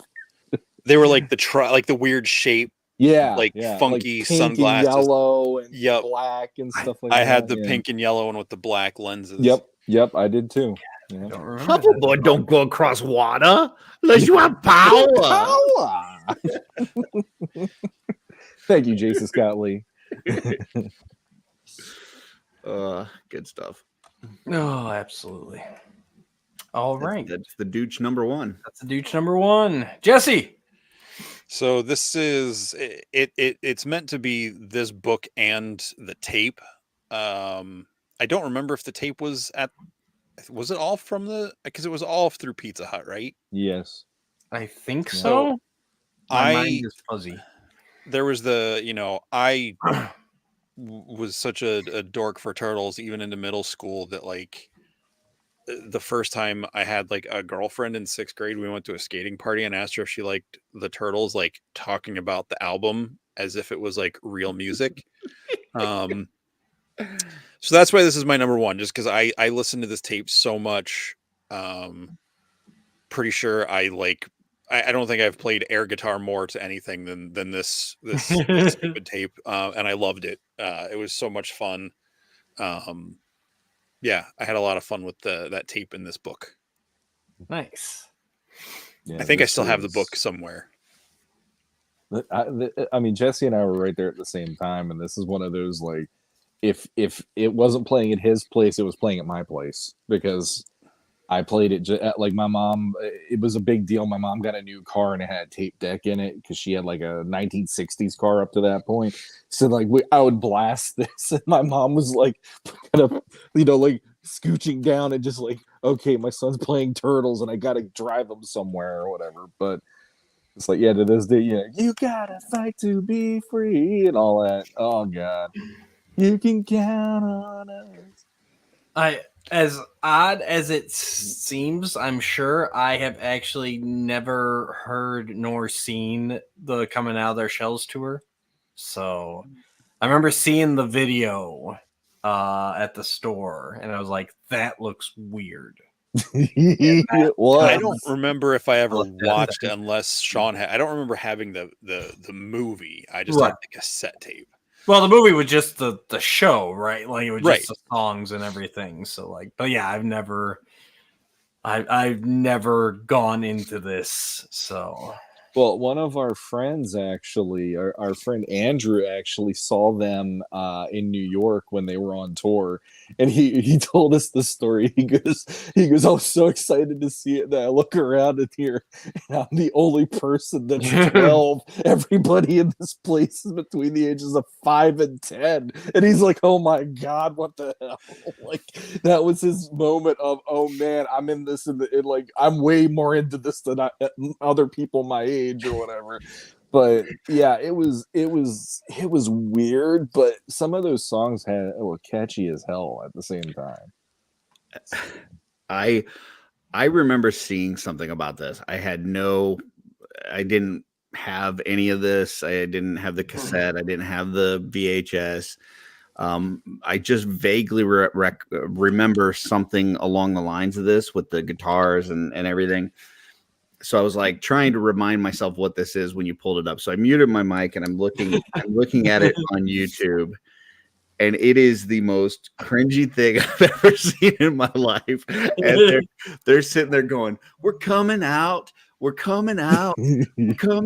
our shells." Yep. Sitting on stage yelling, "You're coming out." Just love it. That's it was a not different time. It was a different time, but the thing that got me was the Turtles songs for the most part were more like rock and roll kind of songs for that era. But then it's like there's kids in the audience that have to sit through Splinter doing a ballad called "Skipping Stones," and then April does a ballad, and I'm like, every time when those hit, I was like, fast forward. I'm like, I get these are for the older crowd, but no, I'm not listening to that. I mean, it's definitely no "Go Ninja, Go Ninja, Go." It's absolutely not ninja rap. No. I mean, if you don't have Vanilla Ice with the Z in your fro, like Oh gee. Oh. Good pick, Jesse. Is another one that I was like, oh yeah, I remember something with that, but I never watched it. But that's cool. It's quintessential. Yeah. Well, and even to this day, when I think of Turtles, I think of Pizza Hut. Like they had such a good tie-in, and even like the original Turtles movie, when you got it, like you had that commercial at the beginning of the VHS with the kid in the outfield and stuff. Well, and that's like that whole song and everything for that Pizza Hut commercial goes through my head anytime that I even think about the Turtles movie. So, when you talk about promotional items, I mean, it did what it was supposed to do because in my brain, I connect Turtles and Pizza Hut even to this day. So, which is funny In the movie, Sean and I are gonna say same thing. in the movie, it was Domino's. Yeah, they ordered Domino's. They always pizza order and- Domino's in the movie, but and that's what blew my mind. Like, why the hell did Burger King have the license to them? I mean, there's literally a shot in the movie with Danny eating a Whopper while he's cutting open a box in the beginning of the movie. I was like, really? That's what you're gonna do? The bad guys are the reason you guys got the license to this, and not pizza the for bad the guys turtles? would be Burger King, absolutely. Yeah, exactly. All right, Sean. My more glasses. My glasses finally. Yeah, so these for some reason are magical to me because my mom was she really was into Star Wars. Like she saw that when my dad and her were dating. A year later I showed up, and then Empire and Jedi after that. And this was one of the first movies that I remember besides E.T. where it was like my mom was so into, we got to see this movie. And like then the tie-in stuff. So like they had Underoos and all that. And then you got the Luke Skywalker shirts and all that. And obviously the toys. But then this was definitely one of those things where it's like my mom was really excited that these glasses were out. She would want to keep them. And I have them upstairs, actually. I have all 4 of these wrapped up in newspaper still. And she got the set for me, and then she has her own set and all that.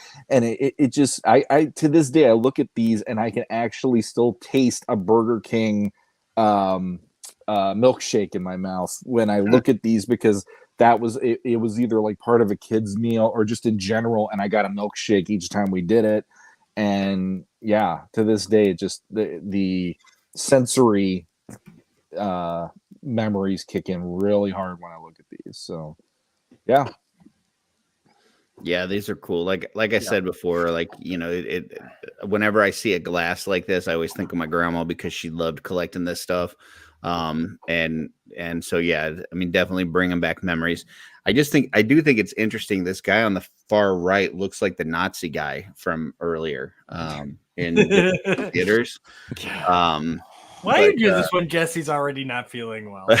Why do you do it at all? Well, normally it's funny. But today you're not feeling well. These are great. I love them. Good pick, Sean, for sure. Absolutely. It's I'm sitting there going, I've always looked, every time you're at the antique mall or whatever, even cruising online, you'll see glasses pop up. I'm like, man, I got to start getting some of these and just have, like Curtis said, like a cabinet like grandma used to have, and just a bunch of glasses in there. Those Ewoks look a little funny. They look like little Care Bears or something. Like they're little, like super tiny. Babies. They're the babies. The babies, yeah. Oh, yeah. Is anybody that wants? Yeah, if anybody wants to get glasses like this, come to Uncle Bob's Vintage Toys in Lemoyne, Pennsylvania. He's got a whole ton of these types of glasses. Really? Yeah. Good prices? Another. I don't know. I haven't shopped them price wise, but the other. We keep having our Super 7 talks, and the one thing that I thought was awesome that they did, and I'm not joking, this is actually awesome. They had Masters of the Universe tumblers for a time. So it was like the back of the card art for He-Man's, the cross-sell art on the back of the original packaging for He-Man, Skeletor, Man-at-Arms Teela, I want to say Beastman, and I think they did Triclops.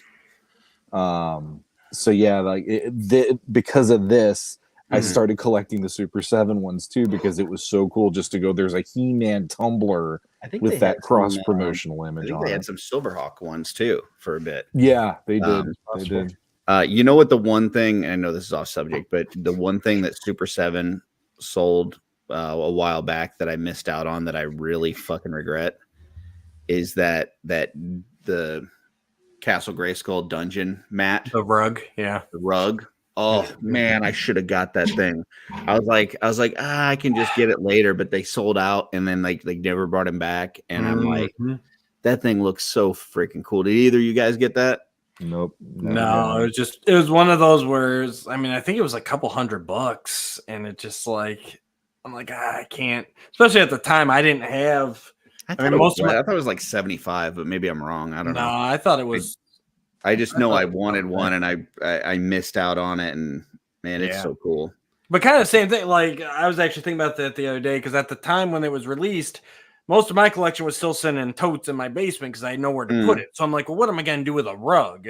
But now that I'm down here with the basement, I'm like, yeah, that would be really cool right now. Yeah, that's kind of what I was like. Where would I put this thing? And then afterwards, I was like, I would have found some place for it. Right. You know? Where there's a will. Yeah, right now they have one used on eBay for $550. Holy shit! Here's the original price. It was $195. Yeah, see, so yeah, definitely pricey. Yeah. Anyway, sorry. All right, Curtis, you're gonna finish us off here. Here we go. Number one. Talk about your thing. These are the I Soggies. remember that. Yeah, they are the Captain Crunch, man. You had to they wanted you to eat it while it's still crunchy. You can't just let your cereal get soggy. So they did this promotion with the Soggies, which are the glow in the dark guys on the left, and then the robot looking dude is the Sog Master. So yeah, they had this promotion, and Captain Crunch was another one of those staples in our house. Like if it wasn't Frosted Flakes, it was usually Captain Crunch, and I just absolutely love these things. And I don't know why there was no other like media for it. It wasn't like there was a cartoon or a story or a movie or anything, but I really didn't care about the Captain, and I really didn't care about the Sog Master, but those Soggies, man, I love those freaking things. I don't know what it is. I don't know if it's the glow in the dark or just they're like these bubbly, mutated looking things. But you know, I loved them, and I always let my Captain Crunch go soggy. I was like, I'm with the Soggies. I'm not with Captain Crunch. You know, that explains colored so your much. life. Oh, It colored your whole life. I would pour my Captain Crunch with the milk, and then I would let it sit before I would eat it. Like I would let it sit for like 10-15 minutes and then eat it. So I still regularly eat Captain Crunch, and I am the exact same way, Curtis. I've got to pour it. I got to put the milk on it, and I've got to wait for it to get soft before I can eat it. And that's what did it. You scared Jesse away. But it's funny because if you had asked me 2 days ago, like, hey, you remember the Captain Crunch figures? I'd be like, no. But the second Curtis sent me this picture, I'm like, I had that Captain Crunch. I did too, Like, and I don't know how the hell I had it. Yeah, Captain Crunch cereal, obviously. I didn't. That's how I was when you probably stole it from Jesse's when he wasn't looking. I still Somebody have stole the my Captain Zartan. I Crunch stole their Captain on Crunch. I still have the Captain Crunch on the shelf in my kitchen. The one that I had from when I was a kid. Yeah. I don't remember that robot at all. I remember the Soggies from the commercials, but I had that Captain Crunch. I don't remember the robot, but yeah. Captain Crunch. I'm pretty sure I got all four, but I tossed the Captain Crunch and the robot, and I only kept the Soggies. I loved the Soggies. They're so cool. And just the fact that you got a glow in the dark thing. Like it just it's just one of those, like, you know, I don't know, cool things. So going, this kind of ties into what I'm trying to say, I think. When we were kids, the one thing marketing did for anything, whether it was cereal, whether it was for toys, whether it was for comic books, because every now and then they'd have comic book commercials, like G.I. Joe comic books and all that. Yeah. It was, they would have a storyline that it would develop throughout these ads, like Lucky Charms and what was Lucky going to do next or whatever, or the Tricks Rabbit or Captain Crunch or whatever. And I was thinking about it because I was rewatching some old Masters commercials like last year, and I forgot completely, like, part of how you knew the Horde was coming was on the end of their commercial. They actually tacked on like and coming this fall, and then they go through this like creepy looking thing, and all of a sudden there's all this fog and stuff, and then the evil Horde comes to Eternia, and you're sitting there like finding out in 30-second doses of storyline that something is really cool about to happen because of this or that or whatever. And that is just genuinely something that it was involving and fun about a lot of that product for us back then, and it doesn't happen anymore.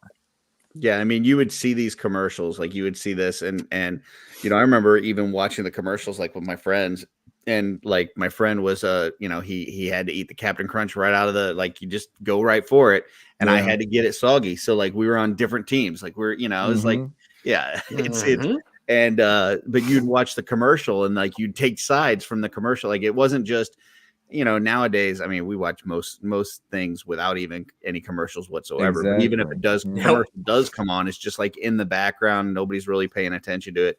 But like you said, there were stories, there were things going on, and you were like trying to find out what's going on and stuff. So did want to pull this up from Wholesome Warlock, says the roof of my mouth. That's what happens if you don't let it get soggy. It's like eating fiberglass. You gotta let that soak in first, So I don't know what y'all are doing chewing with the roof of your mouth. Man, those things, it'll cut you up. You eat a couple bowls of Captain Crunch without letting it get soggy, man. It's gonna be raw. The roof of your mouth is gonna be raw. Yeah. I always just used my teeth. What are you putting in, like one at a time? Like, while you're chewing that one, the other ones are hitting the roof of your mouth. Joe did bring up that he can't believe no one picked the Wendy's Willow movie color change cups. I don't even know what that is. Sorry. I didn't either until I just looked them up, and I'm like, holy shit, I had one of those. Like, again, memory just comes flooding back. Those are cool cups. Can you pull them up? I got it right here. Present, share screen. I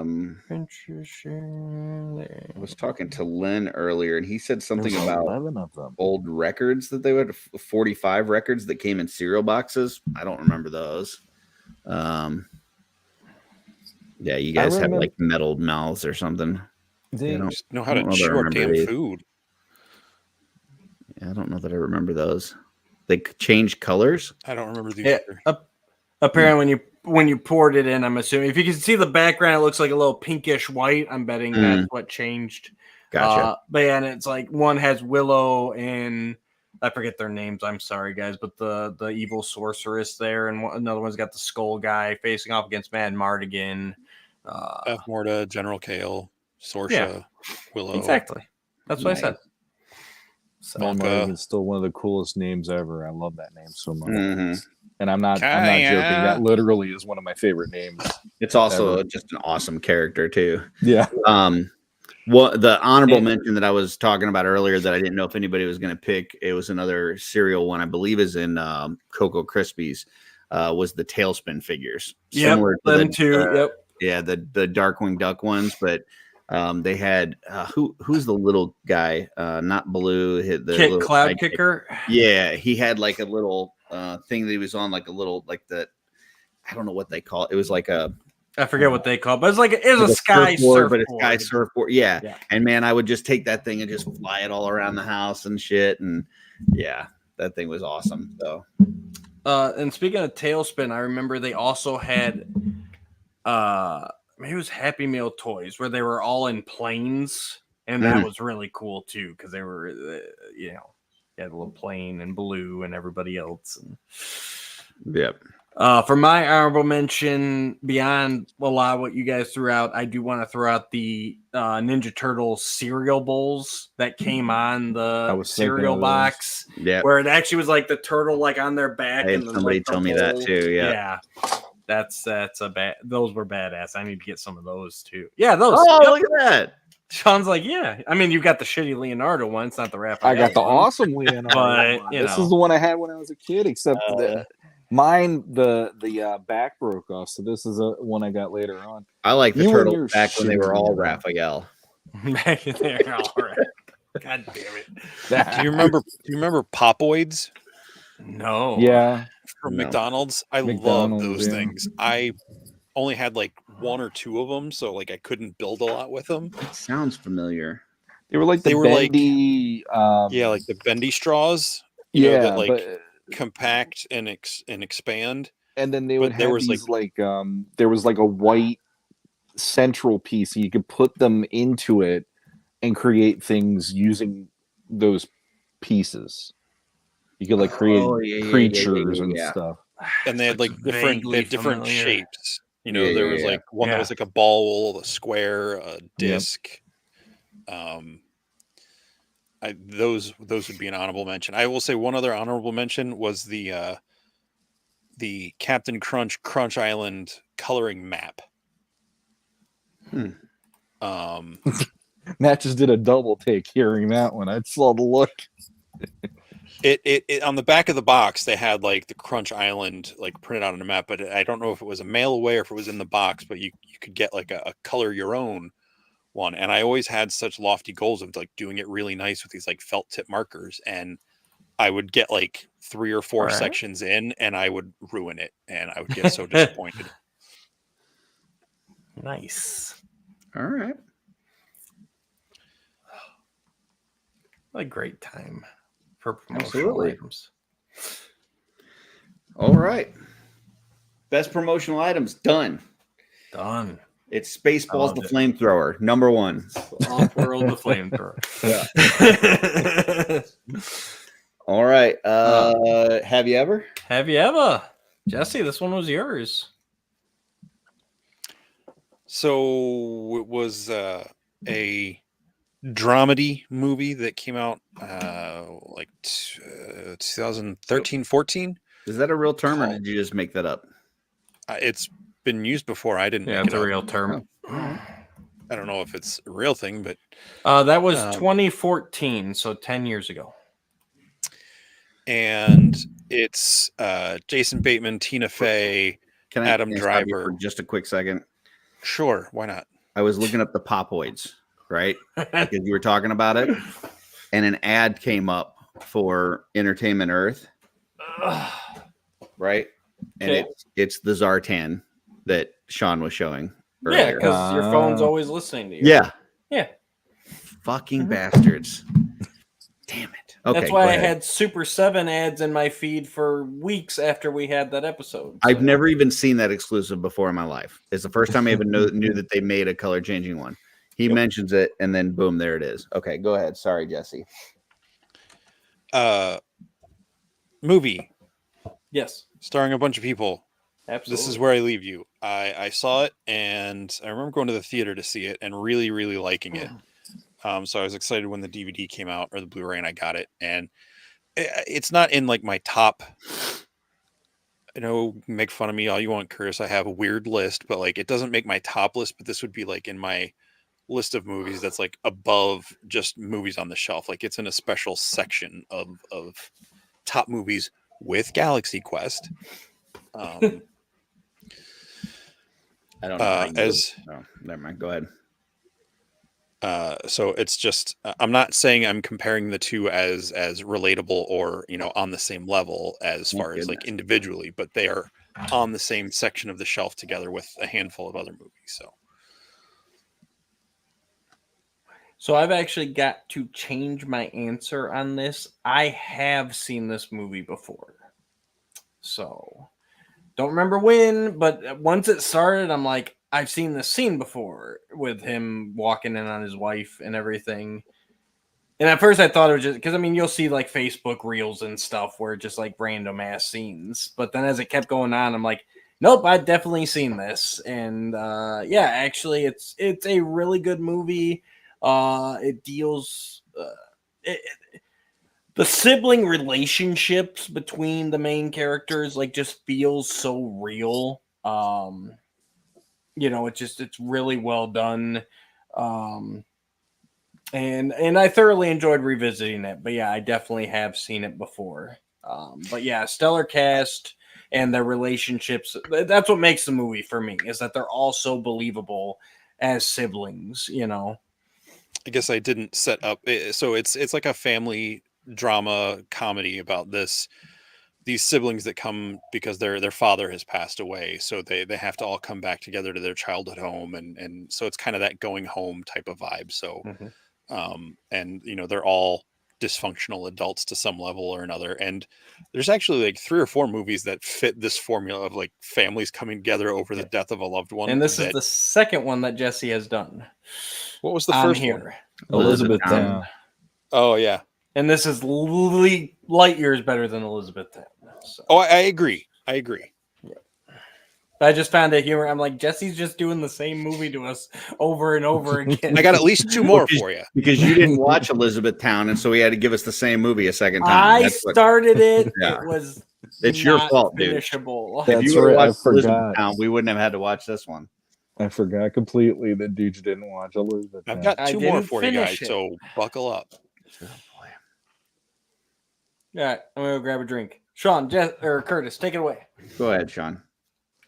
I watched it this afternoon, and it's one of those movies that I can get into pretty seamlessly. Like, I was enjoying the characters, and I mean, Adam Driver being the irresponsible idiot brother was funny as hell to me, because he would just say and do the wrong thing all the time, and then he'd giggle at himself for it, which was funny.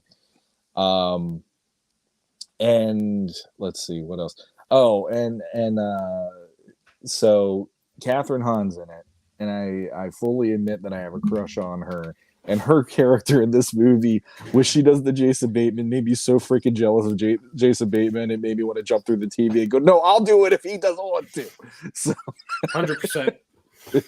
and the other thing that I thought was really good is there's scenes in an ice skating rink between Jason Bateman and Rose Byrne, and the musical selection in that scene made me happy, because that's one of my all-time favorite songs of all time, "True Colors" by Cyndi Lauper. So yeah, I appreciated them going there. And now Curtis. I really like Jason Bateman. Just as an actor, I think that his delivery is really good. His sarcasm is top notch. So I mean, any performance from him is, in my opinion, is always going to be good. Mm-hmm. The movie, it really did reek of Elizabethtown to me. Like, it was just one of these where it wasn't, I don't know, it wasn't a happy film, but it wasn't sad, or it was just kind of, it was what it is.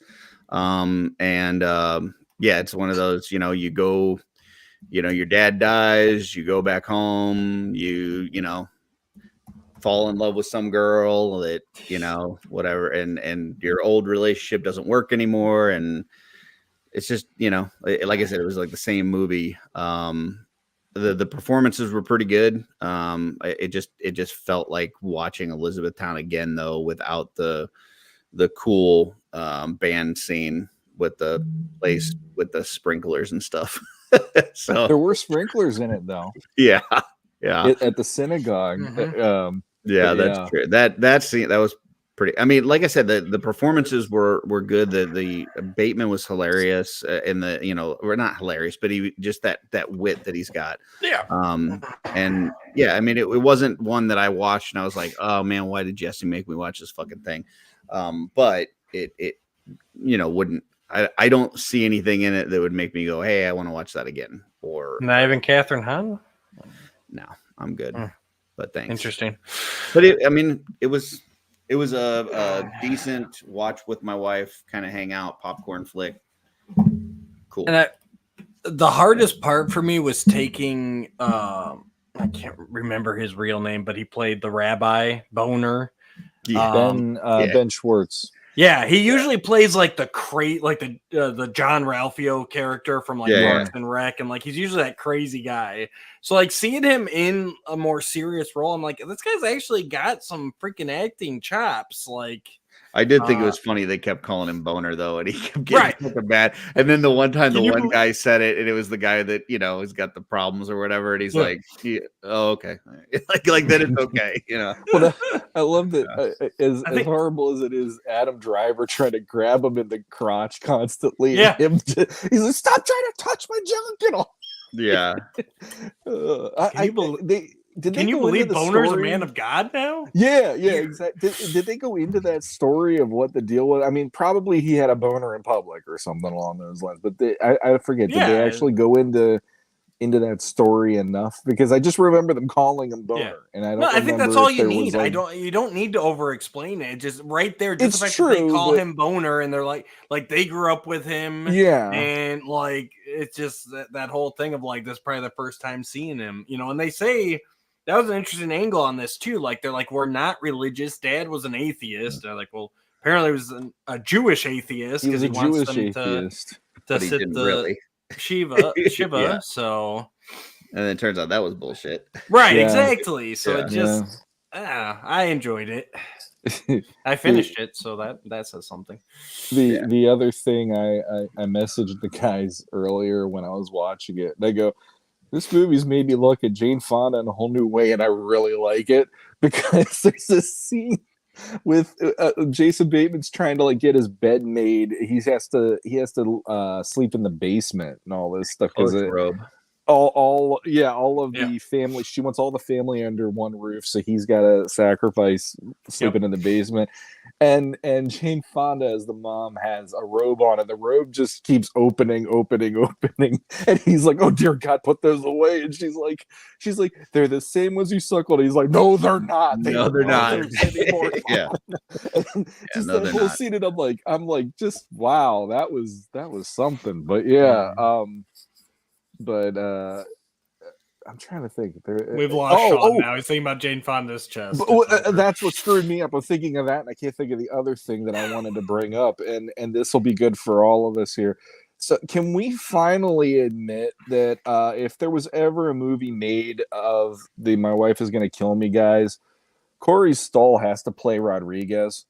Oh yeah. God! Every time I saw him on screen, all I could do was picture him holding dinosaur action figures, and it just kept making me go like, "Oh my God!" And yes, I know he went on to play MODOK, and that was stupid and all that stuff. But like him in these other roles is so like I can't not see Matt Rodriguez. Is the only part that I liked of Quantum Mania. It was funny, but I felt bad for the actor because he is better than that. You know, he really is better than that. But ever since meeting Matt Rodriguez at least I'm playing an Avenger. Yes. Yeah, you're an Avenger. Okay. Okay, sure. Yeah. But yeah, that kept killing me. Every time he was on the screen, I'm like, oh my God, it's Rodriguez. He does look like him. Jesse has slowly been getting better throughout the show. You guys are good medicine. It's the medicine I took. Just two of us in the morning, and you'll take be good. Two of these. Take two of these and call me in the morning. The Ice Age. So next is the Dooch. It is.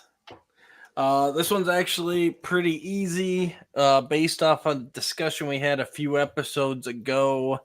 I gotta throw out what year was it? 1974. Mel Brooks's Blazing Saddles. Oh, Blazing Saddle. Okay. Gene Wilder, Cleavon Little, masterpiece. One of Mel's finest movies. It pained me that some of you said you haven't seen it, so I've got to throw it out there. It would be a movie that would never get made today, but there's reasons. I can tell you right now, it's going to come after Modern Problems and Private Lessons. That's fine. You got 2 weeks, so I think somebody's going to come after Private Lessons. Sylvia Crystal, I'm telling you, that woman is known for those kind of movies, and that's pretty much it. Unfortunately. So, Sean, Blazing Saddles, you have seen it? I have, but it has been quite a while because my go-to for Mel Brooks is always Young Frankenstein. So I will revisit it. Curtis. I have seen parts, if not all of it, but I've never really paid attention because it was when I was younger and my dad would watch it. Yeah. So I couldn't tell you one line from the movie. My Mel Brooks is History of the World Part 1. That's a good one as well. So, but yeah, I'll give it a whirl. I don't know what we're going to talk about with it because it's probably not going to be fit for air, but we'll figure it out. No, it'll be good. Jesse? I have not seen it, and I'm going to be 100% honest. I have zero interest in wanting to try to watch it, but I will give it a shot for you, Matt. If you don't finish it, I completely understand. But I came into Mel Brooks late, in later in life. So like I saw Spaceballs and Men in Tights. And I feel like anytime I watch older movies, I'm like, oh, these are a lot of the same jokes, just in different settings. Like his humor does not work for me. But This I will is give it a not try. those. This is definitely not those. You So love Young it'll- Frankenstein, Sean, and I'm sorry. I watched that and I wanted so bad to just go take a dump for an hour and a half instead of watch that movie. I will say I- I think Young Frankenstein is the weakest of the Mel Brooks movies in my opinion. But I'm also not into the Universal monsters like Sean is, so maybe that's where that. But if I was ranking Mel Brooks movies, Young Frankenstein would be my bottom. See, for me, yeah, no, but Young Frankenstein is not in the body because and I'm probably gonna get yelled at for this, but like starting with Spaceballs on for me is like when a lot of those movies I was like Spaceballs was okay. Rick Moranis made that movie. Rick Moranis completely made Spaceballs. Beyond that, there's a few bits and pieces that make me laugh, but for the most part, it doesn't hold up for me. And then after that, like Dracula Dead and Loving It, some of those, it's like, no, I didn't even watch those. Have you seen History of the World Part 1? I might have. I know I've seen like one or two where I've seen bits and pieces, like you were saying about Blazing Saddles. Yeah, Apparently we just need to do a whole Mel Brooks. Hilarious. Oh, I love that movie. Yeah, because we've got them, sir. Really sick that now week. you'll have it. Oh, you captured their stunt doubles, you morons! I'm surrounded by assholes. Oh, all right. Joe's with Saddle. me. Badges? We don't need no stinking badges. And for the record, I'm pointing out this is how I feel about the movies. I'm not necessarily saying they are bad movies. They're just not for me. Which I know that is our favorite thing to say. Like they might have been made for I don't know. That's not my kind of humor. I just ask that you give it a shot. there is certain comedy like the spoof movies that usually like I have no interest in. I like Young Frankenstein because it tries to capture the feel of the original, and if you know those movies, it makes fun of a lot of stuff that's in those movies that you might be making fun of. But anyway, yeah, it's like Airplane. I've seen Airplane's okay, but it's not one that I'm like fucking classic. It's okay for me. Like I've seen it, I can see why people like it, and same with Naked Gun. Like all those movies I've seen, and all of them I'm usually like I'm good if I saw it once and then I move on with my life because movies like that usually aren't my thing. Naked Gun movies are hilarious. So I just like that O.J. Simpson gets the shit kicked out of him in every single one, pretty much. That's like the part to make me laugh. That and the freaking like when they put the condoms on themselves and then they're trying to like, it's like that works. That's funny, but it's few and far between. Like the police squad to me is a better version of it as the TV show, personally. Listen. If you don't just fucking die laughing when the guy in the crowd yells, "It's Enrico Palazzo!" Like, come on, it's just fucking hilarious. Was not expecting. I'm sorry, Hedgehog. I know, Hedgehog. See what I'm surrounded with? Yeah. I'm surrounded by assholes. There you go. Okay. Lightning round. Plethora. Lightning round. Who does lightning round? You do lightning round. Oh, I do? Yep. Sweet. Let's do it. Oh.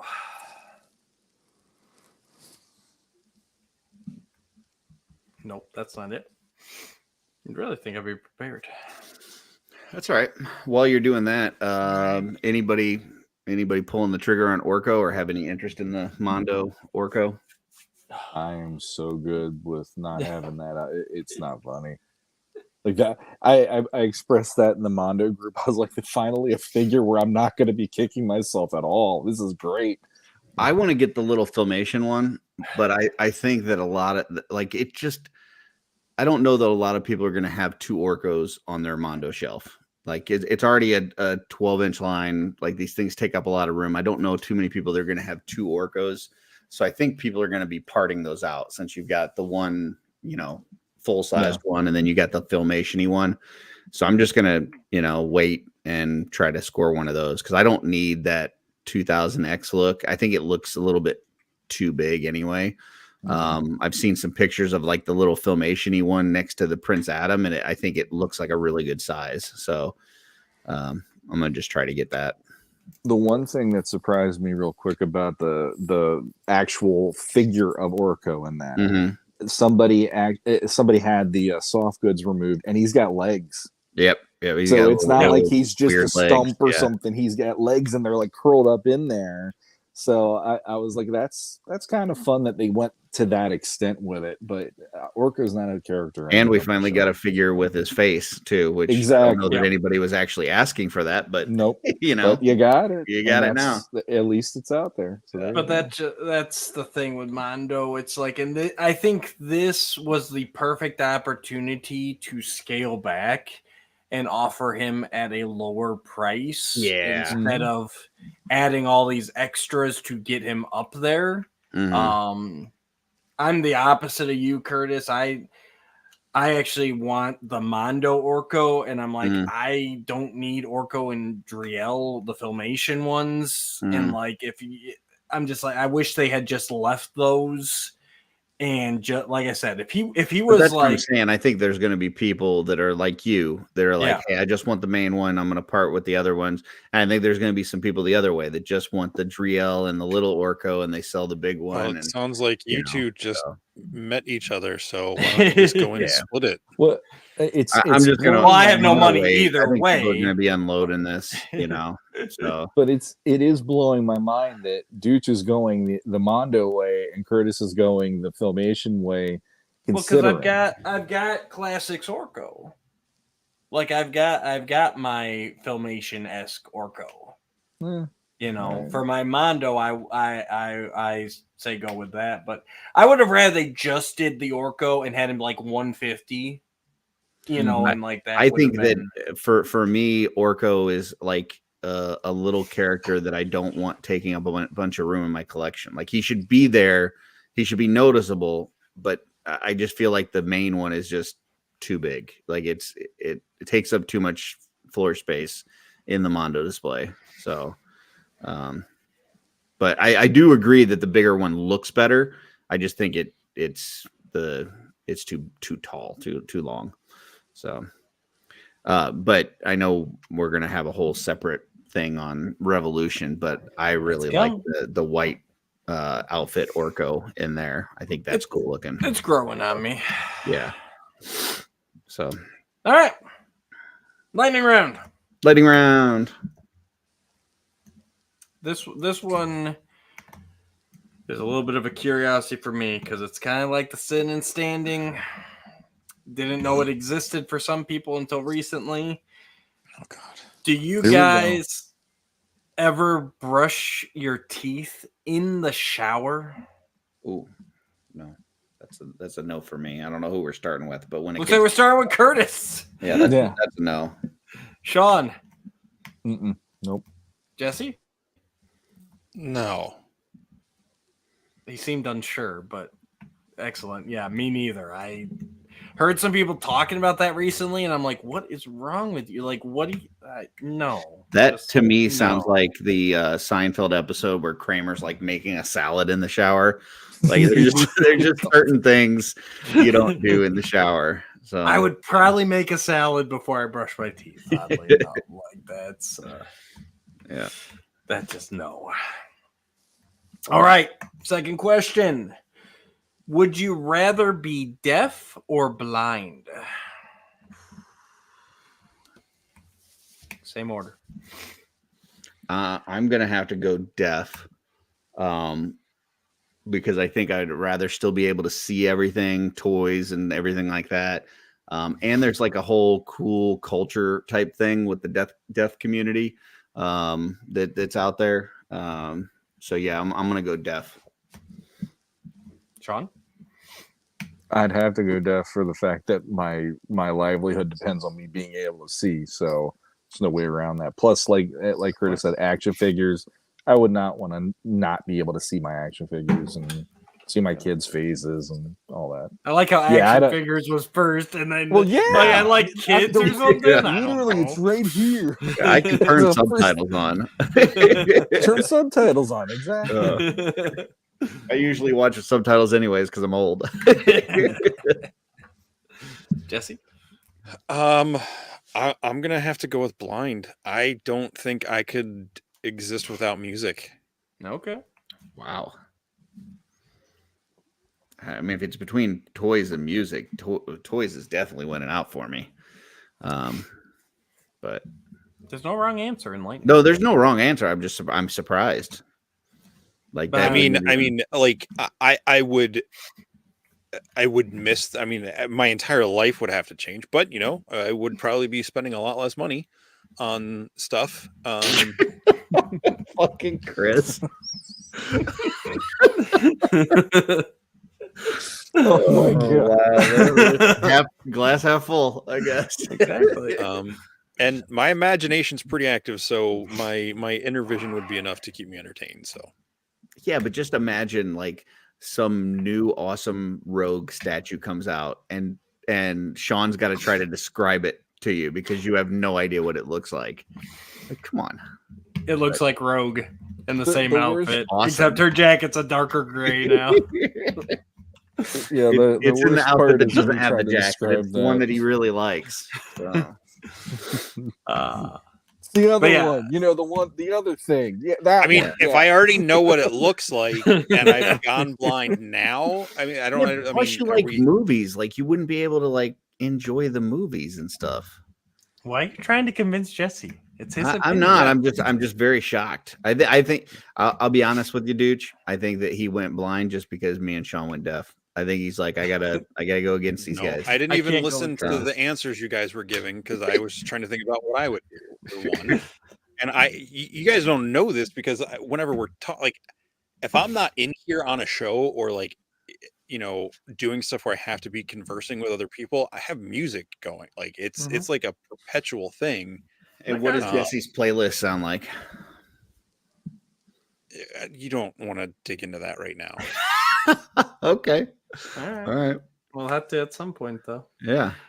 And for me to wrap it up, I got to go deaf too. I don't think I could function without being able to see. Like that's, yeah.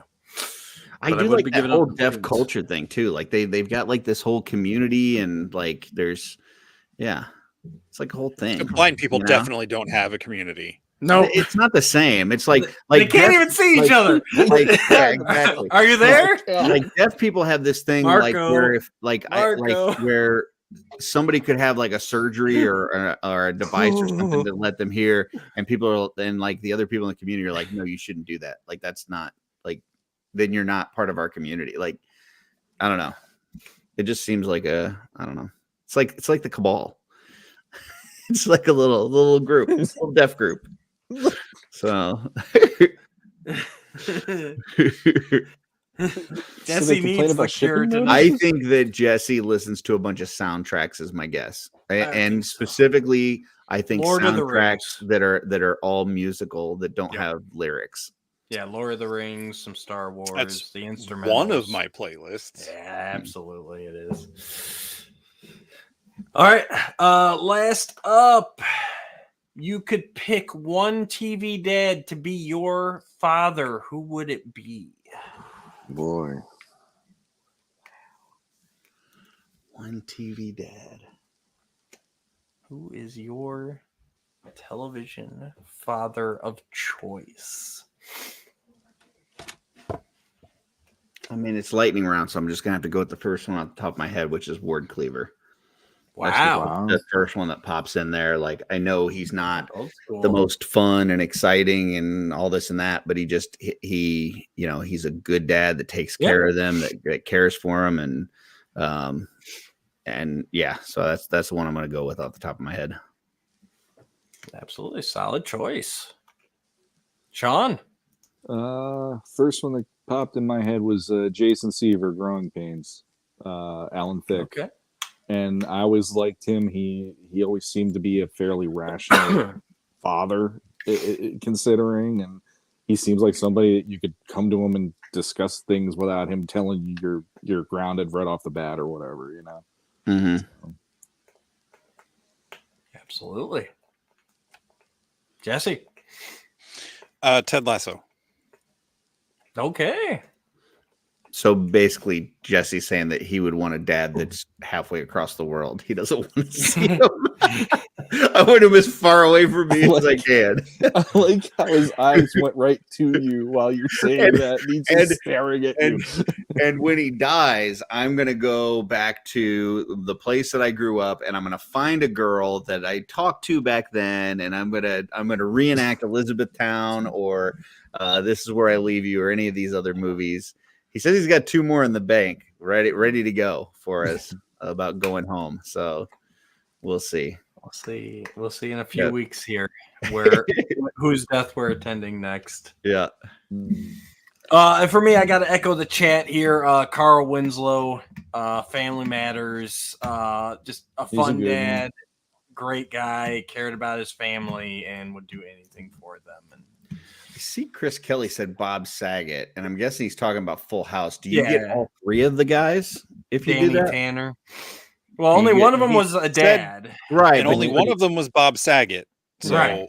I understand, well, but if you're in that family, like, are you like putting yourself into that family unit?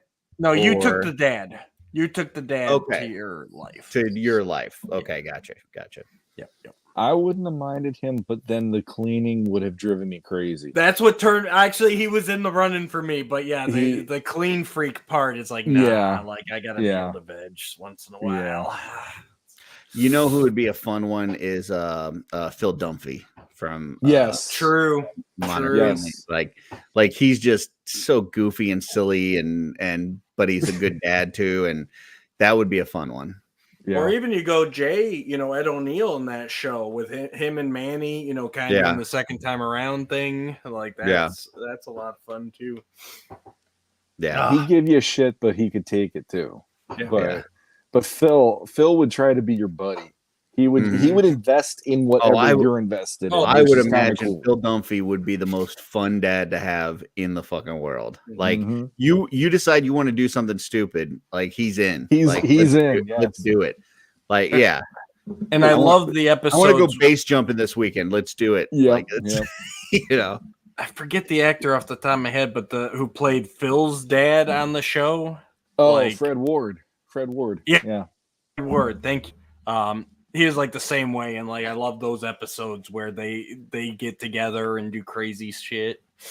One of the moments in that show that made me laugh to the point of tears is when I can't remember the son's name, but anyway, they're doing Luke. They're doing this thing where he's throwing the basketball at him, and the basketball ends up hitting him in the face, and then it ends up going through the hoop, and they keep trying to recapture it and refilm it to put it online. And after, he looks so defeated in his face and all that stuff. After what he's like, we filmed it 50 times, and I swear to God, if we didn't get it, that by now it's never going to happen again, or whatever. It's like he literally let his son do it that many times just to try to recreate this moment. We can do it. Can I change my answer? Sure. Absolutely. Lightning round. Herman Munster.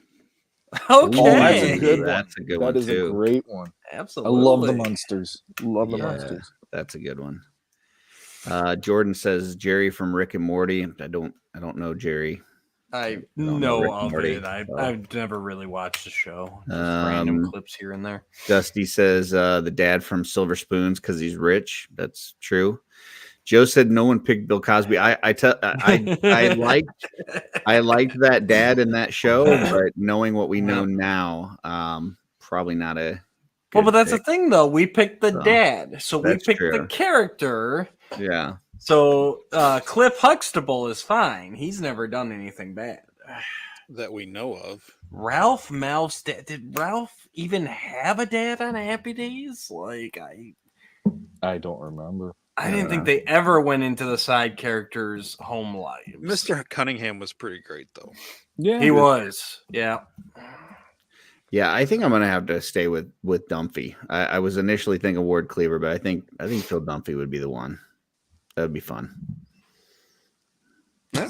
So Ralph actually had two dads, Harry Mouth and Mickey Mouth. Yeah. So Joe said you'd always sleep well, Curtis. Oh Wow. boy.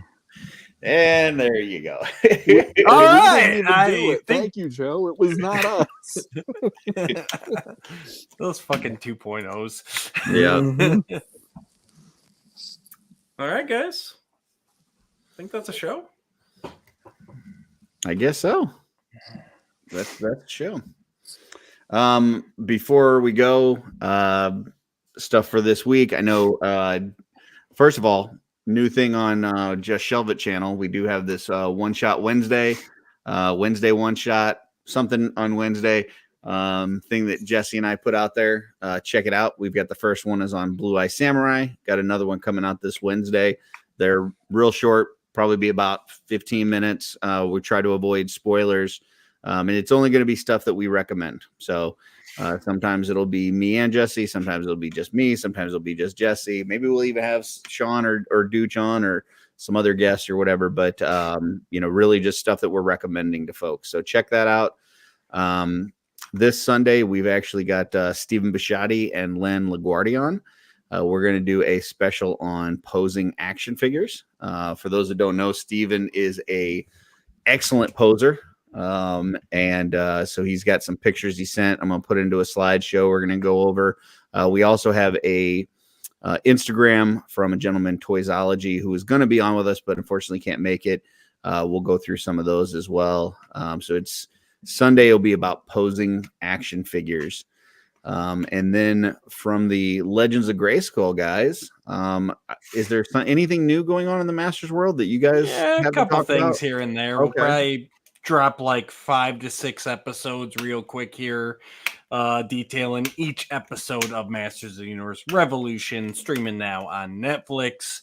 So if you haven't watched it yet, make sure you check that out because we're going to start recording hopefully within the next few days and start getting that out for you guys so you can hear our thoughts on the new season and how much it sucks or doesn't suck, depending on your viewpoint. I will just, without getting into the show or spoilers or any of that kind of stuff, just talking about the response to it. I think the response has been much better. I looked at IDBM today and it had a 79% rating. And it had significantly more 5 stars than 1 stars. So, and retroactively, it's actually bringing up the Revelation score as well. We've noticed. So gotcha. People are, after seeing this, people are going back and, maybe they're giving it another shot, or maybe they're realizing that they judged it too harshly the first time. Who knows? But regardless, both the Revelation and Revolution audience scores are going up. So cool. Before we close out, looks like Chris has got a question for you, Dooch. Well, we've seen Cyclone. I know they showed him off, so I assume he'll be in the next batch here. It looks like they're going to start splitting those waves with the new Filmation. I'm sorry, the cartoon collection figures, because heaven forbid we put Filmation on the packaging after all they've done for the property all these years. But yeah, so I think Cyclone will be coming up soon, and I mean, they did promise they'd finish off the vintage line, so I would expect Extendar by the end of the year. As far as I can tell, I don't follow people do. Masterverse is my jam. So, all right, beautiful. Anything else that you guys want to promote? I think that's. Oh, check out the what is it? Purple Gangbang. They're running some contests right now. Oh boy! Search for them on YouTube. Search Purple Gang. That's what I said. Purple Gangbang on YouTube. Do not Google Purple Gangbang. Go to Purple Gang.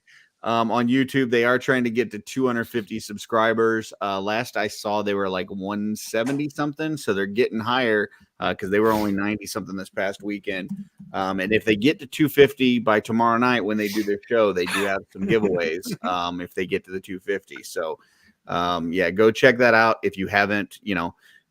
Out of the 10 people that are watching, and 2 of them are the Purple Gang themselves. You you other 8 people that are not subscribed, go check that out because we're trying to move the needle. So there you go. And I just searched Purple Gang Bang, and you absolutely should search Purple Gang Bang as well. So there's some good stuff there. Barney in a really bad situation with that version. I don't know. That's just, you don't want a blue waffle in a Purple Gang. Private.